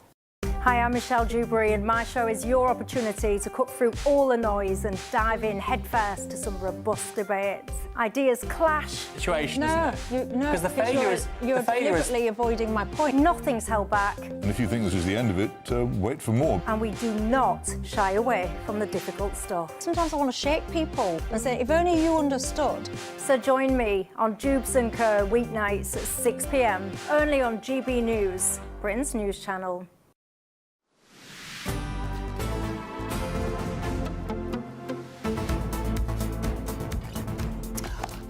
Good afternoon, Britain. It's coming up to 2:30. Yeah, the Chancellor is set to announce that electric vehicles will be hit with a new pay-per-mile tax in the budget later this month. Well, the scheme, which will be implemented in 2028, according to leaked reports, will see electric vehicle drivers charged 3p per mile, meaning they'll have to pay an extra 250 quid a year for the average driver. Yes, the electric vehicle tax rate comes amid a falling fuel duty revenue as people are moving from petrol to electric cars. Well, joining us now is the Managing Director of Motorvise, Fraser Brown. Fraser, thanks indeed for joining us. The Treasury faces a problem. 25 billion quid a year is raised through fuel duty, and if everyone suddenly buys an electric car, there's a £25 billion shaped black hole in the Chancellor's sums. Yeah, absolutely. At the end of the day, this is all about a chancellor that's drowning in her own tax and spend squalor, and ultimately is reaching out to pretty much anywhere to try and fill black holes that are created by the fact they can't control their MPs to bring down the benefits budget. But when we get to the motor industry and we think about the impact of this for an electric vehicle driver, an EV driver really saves huge amounts if they can access overnight charging. And your average kind of driver that drives a petrol or diesel car will pay about £600 a year in fuel duty. So £250 for your average EV driver based on 3p per mile. It isn't a big blow for EV drivers. It's very unhelpful. It's contradictory to what the government is saying. It smacks of a government in disarray. And it really is just another example of how they're clutching and grasping at things to try and kind of react to the events that are before them instead of having a planned, consistent industrial and business strategy, which is sadly lacking at the moment. So I don't think it's going to stop EV adoption. It will be a minor blip in the road, but I do think it is, contradictory, disorganised, and, just smacks of desperation. Fraser, it doesn't even matter if you drive or what you drive. This will affect everybody. I mean, deliveries, small businesses. It's just going to be a nightmare again for the economy. Well, the issue, I'm a small business owner, I have a number of businesses, and, we're struggling to make ends meet at the moment. We've got to make decisions. We've just been hit again with a likely rise to £26,500 for the minimum wage. That's going to add a huge amount to bills. So your questions you ask yourself as a business owner is, are you actually going to employ that extra person? We've just actually put one on hold right now because of the speculation around what's going to happen to minimum wage. Combine that with the additional impact on the road tax that's going to come in with this 3p per mile, £250 per EV driver. It will impact everything. You put a charge on delivery vehicles, like you said, you put a charge on anybody that's utilising an electric vehicle. It's exactly the same as putting up minimum wage, because ultimately your person that drives the wagon to get the goods to the supermarket, it then drives up supermarket prices, the people that stack the shelves, all of these things where we're not going to impact working people, nonsense that we hear from this government, is absolutely driving up the cost to everybody, all because they will not make the difficult decisions on tax and spending. And, it's a very, very difficult country to be in business right now. This is just another thing that adds to the cost of living crisis, as they call it, which is being propagated by this government. Thank you very much, Fraser. That's Managing Director of Motorvise at Fraser Brown there for us. And obviously, let us know what you think. gbnews.com/your say. This is Good Afternoon Britain on GB News. There's loads more coming up on today's show. But first, it's time for the news headlines.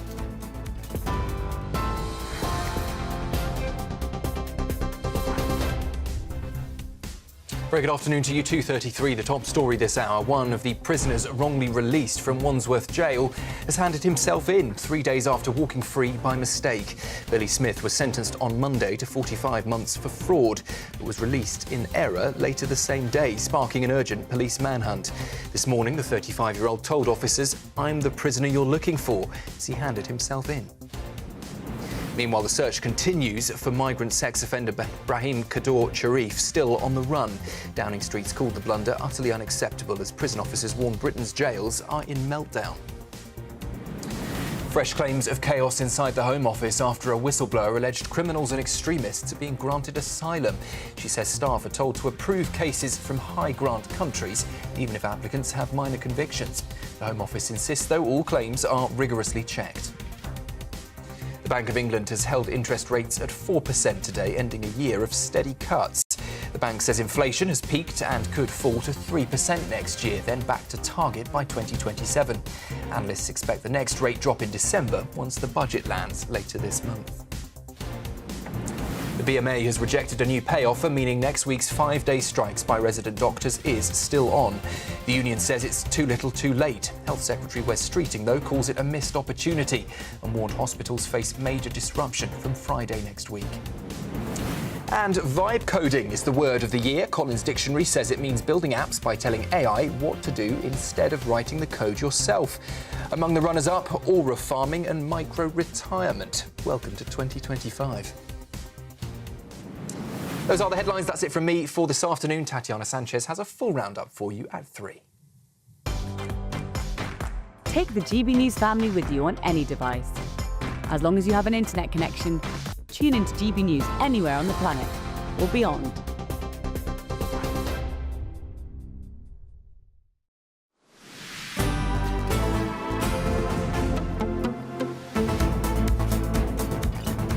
I've just got to read one message out. It's such a great message, and lots of you are agreeing with it. This is from Chris, talking about the not escaped, just walked out convicts. Chris says, it comes to something when prisoners have to knock on the door to get back in.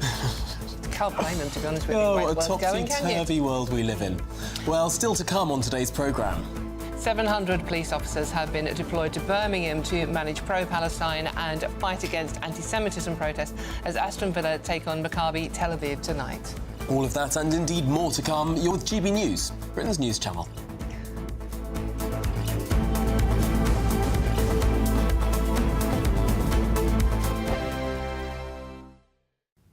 Hello, very good day to you. I'm here with your GB News weather update from the Met Office.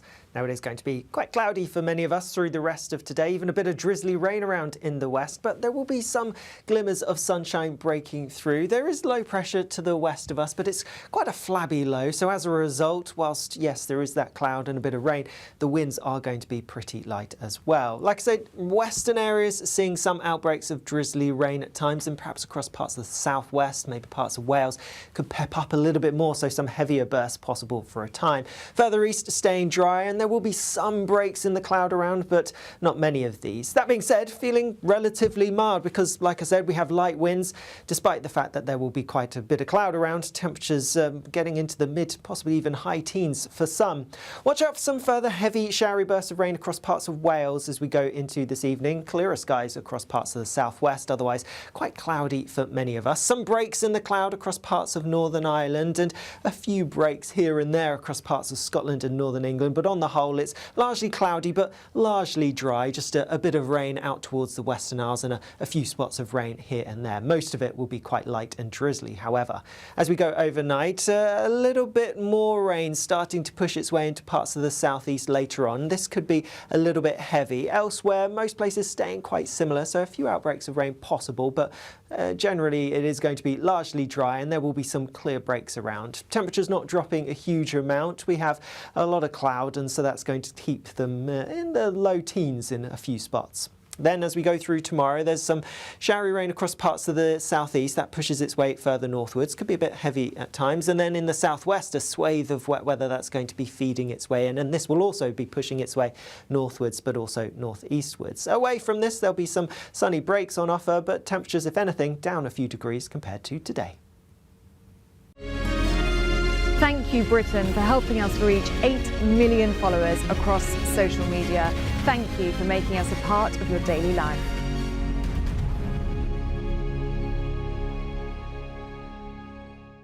Good afternoon. This is the latest AI travel news from GBnews.com. Traffic on the A38 southbound in Derbyshire faces a 10-minute delay due to congestion. The M5 northbound in Worcestershire has 3 lanes closed, causing a 30-minute delay. In Surrey, the M25 clockwise between junction 5 and 6 has a lane closure because of a broken-down vehicle. Cornwall's A30 eastbound has a lane closure between the A3047 Redruth West and East. The A82 is affected between Ballachulish and Ballachulish roundabout due to a police incident. And on the trains, Elena faces disruption to and from Aberdeen, and Northern buses replace trains between Corkicle and Whitehaven. For more travel news, go to gbnews.com.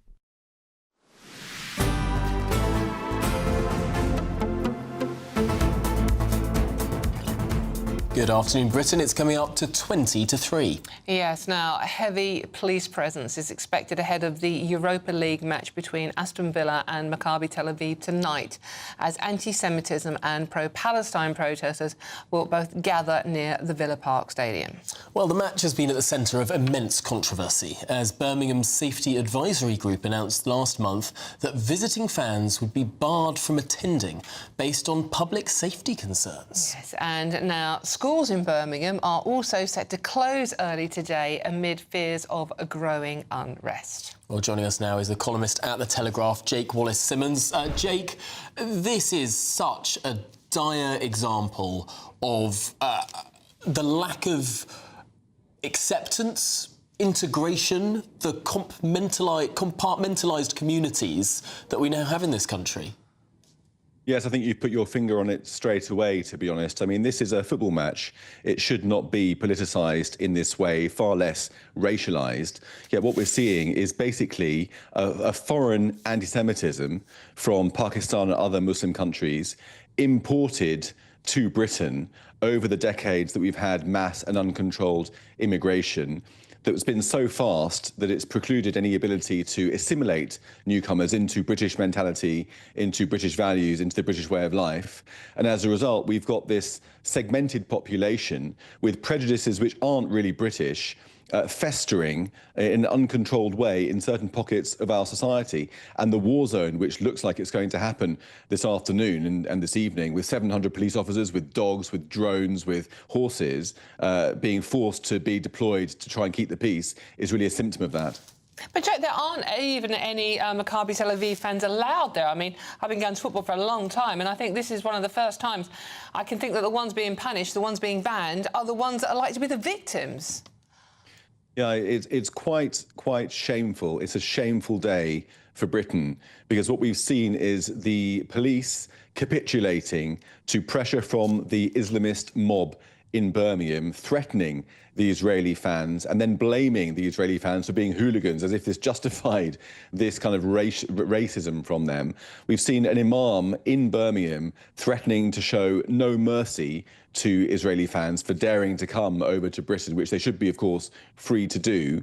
This is a football match. It's not a matter of national policy or military policy or anything like that. It's a football match. And we get to a point where one team in Britain can't play a foreign team in good spirits because of the racism of the local population. I think we've got to take a step back and look at the state of our country and ask what's going to come next. The banning of the Israeli fans has been a great victory for the Islamist mob. They're going to be targeting the Israeli players, of course. There's going to be running battles likely in the streets. What are they going to come for next? Is it going to be Jews going to synagogue? We don't want those genocidal Jews coming through our patch as they go to their synagogues in Birmingham or elsewhere. Is it going to be trying to influence and intimidate our politicians? We've already seen that at the last election. There's going to be more of that, influencing how they vote, how the country is run. Are we going to see more streets closed as men pray across streets in a show of force? It's getting worse and worse. And if we keep capitulating, we're going to keep being defeated by increments. Jake, what do you say to those who claim that this is just about football?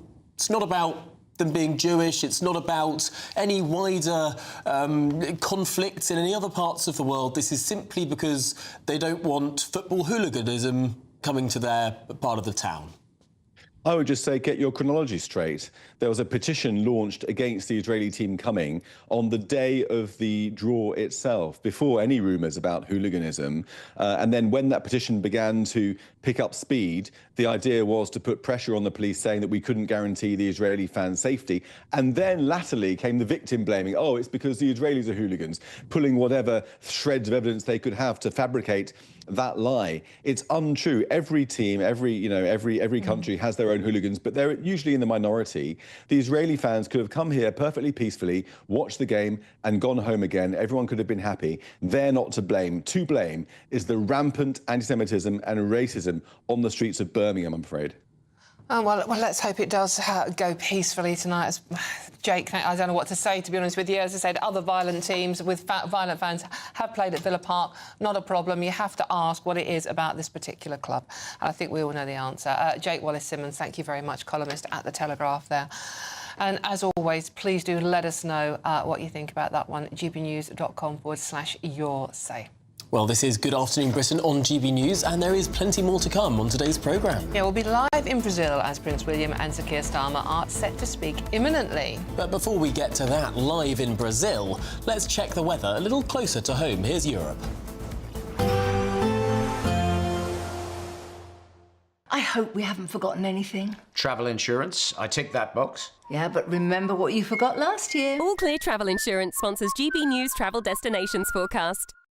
Hello, we've got some wet weather moving into Portugal through Friday, showers across the Mediterranean, but if you're heading away on the weekend, it is looking much drier across parts of the Med. In the Canaries, plenty of dry and sunny weather. That wet weather spreading into parts of Portugal and through the Mediterranean. We've got an area of low pressure bringing wet weather towards Italy as well as further east as well. But as I said, into the weekend, it is looking much drier with plenty of sunshine and temperatures in the mid-20s in Tenerife.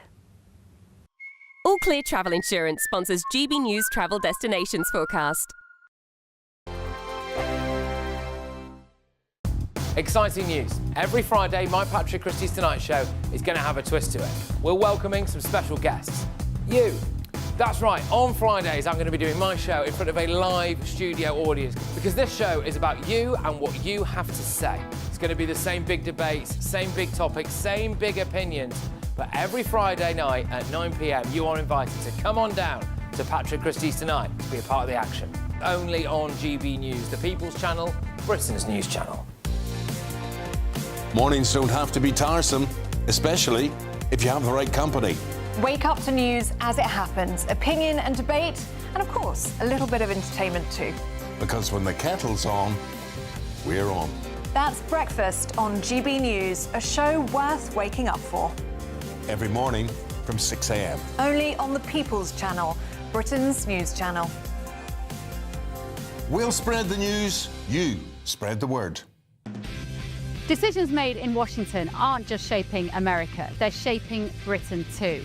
From migration to global security, from crime to health. Whatever happens in the White House today will be felt in your town or city tomorrow. That's why The Late Show is live from Washington, D.C. Cutting through the politics to show you what it all means for Britain. The Late Show live every night at midnight. Only on GB News, Britain's news channel. No matter the state it's in, this is our nation. Join me, Jacob Rees-Mogg, for a genuine, honest discussion on where we have been, where we are going, and where we are with the people who set the direction. Tune in to State of the Nation every Monday to Thursday, 8 to 9 o'clock. Only on GB News. At GB News, we love to hear from you, our loyal community. So drop us a line at gbnews.com/yoursay. There you can talk to each other and also to the presenters live on air. gbnews.com/yoursay, because GB News is your channel, Britain's news channel. Britain was once the envy of the world, but look around. A nation that no longer knows what it is or where it's going. A country that's broken. How do we fix Britain? How do we bring it back? Friday night with Matt Goodwin at 8 p.m, only on GB News.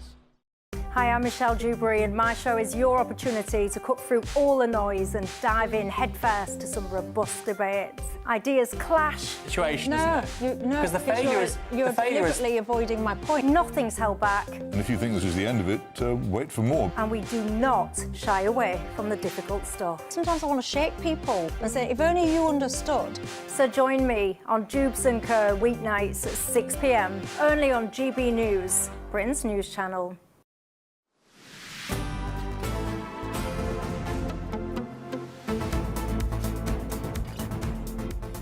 Good afternoon, Britain. It's now coming up to 10 to 3, and Meghan Markle is returning to acting after almost a decade of hiatus.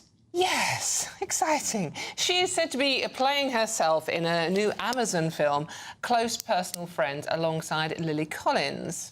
So could this be the start of Meghan's full return to Hollywood? Well, we're joined now by the royal commentator Jack Stooks. Jack, is this actually an acting gig, playing yourself? I mean, is that really acting, or is this just a sort of a documentary with bells on it? Hi.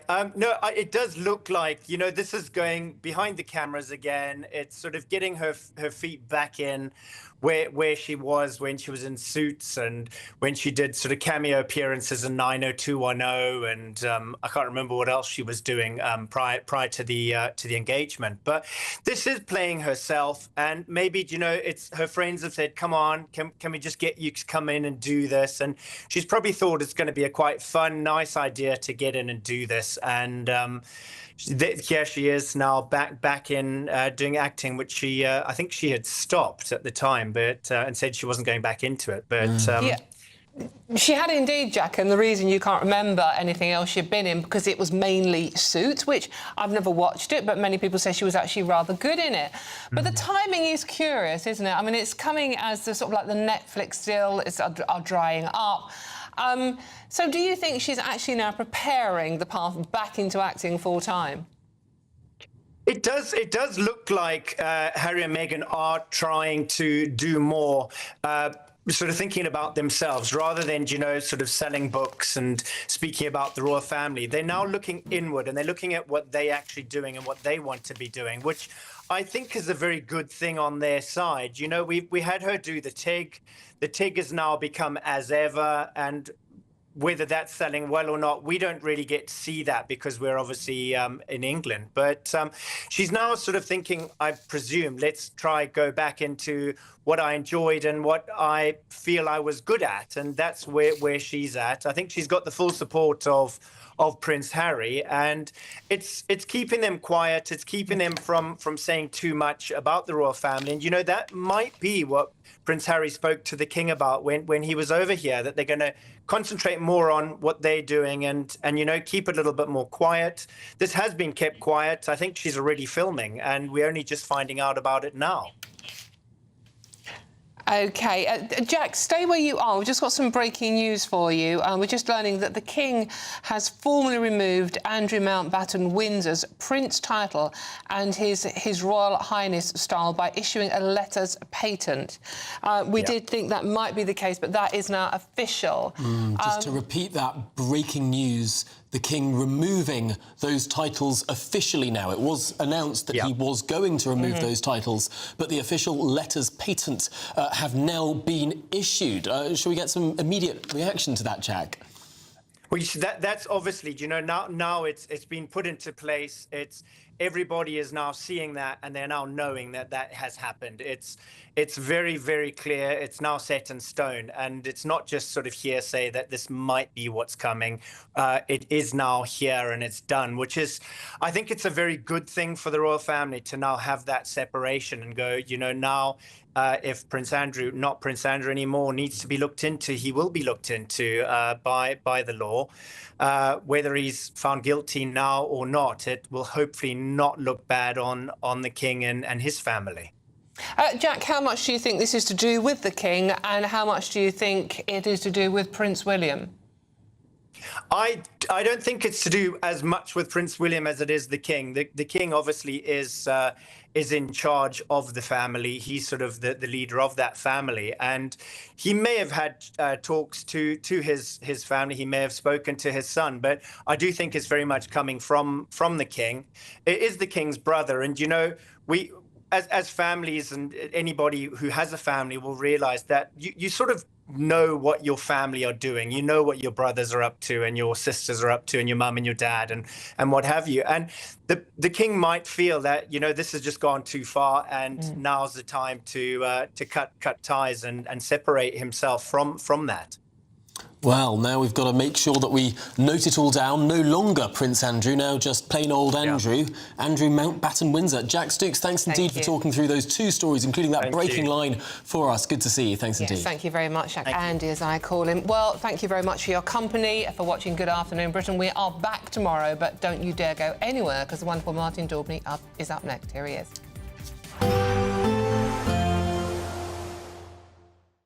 Expect warm spells with the odd rude interruption. Box Boiler sponsors the weather on GB News. Hello again, very good day to you. This is your GB News weather update coming to you from the Met Office. Now, as we go through the rest of the weekend into the weekend, there will be some wet weather around at times, but also some drier interludes. There's low pressure to the west of us, but it's not particularly deep area of low pressure. As a result, the weather's relatively quiet at the moment. A lot of cloud for many places. That's the theme through today, and that will be the theme through the evening and overnight. Some drizzly rain mainly towards western parts. A few outbreaks of rain here and there overnight. Most places staying dry, though worth pointing out in the southeast there will be a bit of wetter weather arriving, some perhaps heavier outbreaks of rain as we go towards dawn. Most places though stuck under the clouds, so keeping temperatures relatively high in many areas, particularly your towns and cities staying in double figures. A few showery outbreaks then first thing tomorrow morning across parts of Scotland, particularly around central areas. There could be the odd heavier burst of rain, but most areas starting dry. Even some glimmers of sunshine through the morning as well, particularly towards western and eastern Scotland. Some showery bursts across parts of Northern Ireland, and then across England and Wales. Two things really to point out. That showery rain pushing into the southeast overnight will spread further northwards down the eastern side of England. Drier to start further west, not totally dry, but drier. However, later on, as we go through the morning into the afternoon, a swathe of wet weather is going to push its way northeastwards. This could turn a bit heavy at times across parts of the southwest and also across Wales, where there has been a fair amount of rain recently. Away from those zones of rain, there will be some dry, sunny weather on offer, but temperatures, if anything, will be down a couple of degrees compared to today. That zone of wet weather in the southwest will continue its progress northeastwards, as will the rain across eastern parts, and so some drier weather following in behind. Good news if you're heading out to any fireworks displays. As we go into the weekend, well, it starts mostly fine, but some rain in the far west will push its way eastwards as we go through the weekend. Bye-bye. Expect warm spells with the odd rude interruption. Box Boiler sponsors the weather on GB News. We're giving you the chance to win your entire Christmas this year paid for by us. First, we'll give you an incredible £30,000 in tax-free cash. Then we'll give you a further £10,000 cash to spend on all your Christmas presents, even the tree. Christmas lunch, that's on us too, with £1,000 in shopping vouchers to spend at your favourite supermarket. Finally, a GB News Christmas goodie bag. For a chance to win, text WIN to 63225. One entry costs £2.50 plus one standard network rate message, or text BONUS to 63225. 5 entries cost £5 plus one standard network rate message. Go to gbnews.com/win. Entries start at £2.50. Call 0903 686 3232. Calls cost £2.50 plus your network access charge, or post your name and number to GB 17 PO Box 8690 Derby DE1 9TT. UK only. Entrance must be 18 or over. Lines close at 4 p.m. on the 28th of November. Please check the closing time if listening or watching on demand. GB News Breakfast, every day from 6 a.m. The Royal British Legion is launching the Poppy Appeal to raise funds to support the armed forces community. Well, the launch will be held at Frameless, where veterans supported by the RBL will share their stories amid a spectacular, immersive poppy landscape projection. Well, the appeal will encourage the nation to wear a poppy to send a personal message of thanks to those who serve. Well, let's talk to our national reporter, Will Godley. And this is all part of the Royal British Legion's fundraising, this Poppy Appeal, happening from now until Armistice Day on, of course, 11th of November, raising money for the armed forces community. They're hoping to raise £50 million to support the some 7,000 veterans, family members and armed forces. And when you were in Afghanistan, that's when your military career came to an unexpected end, wasn't it? What happened there? So I was the point man in a foot patrol, and unfortunately I was involved in an explosion which subsequently took my hearing from my left ear, and due to that I was forced to leave the army for medical reasons. And since then, Jason, you've been supported by the Royal British Legion. What kind of support have they offered for you? Well, it's a vast array of support, really. It can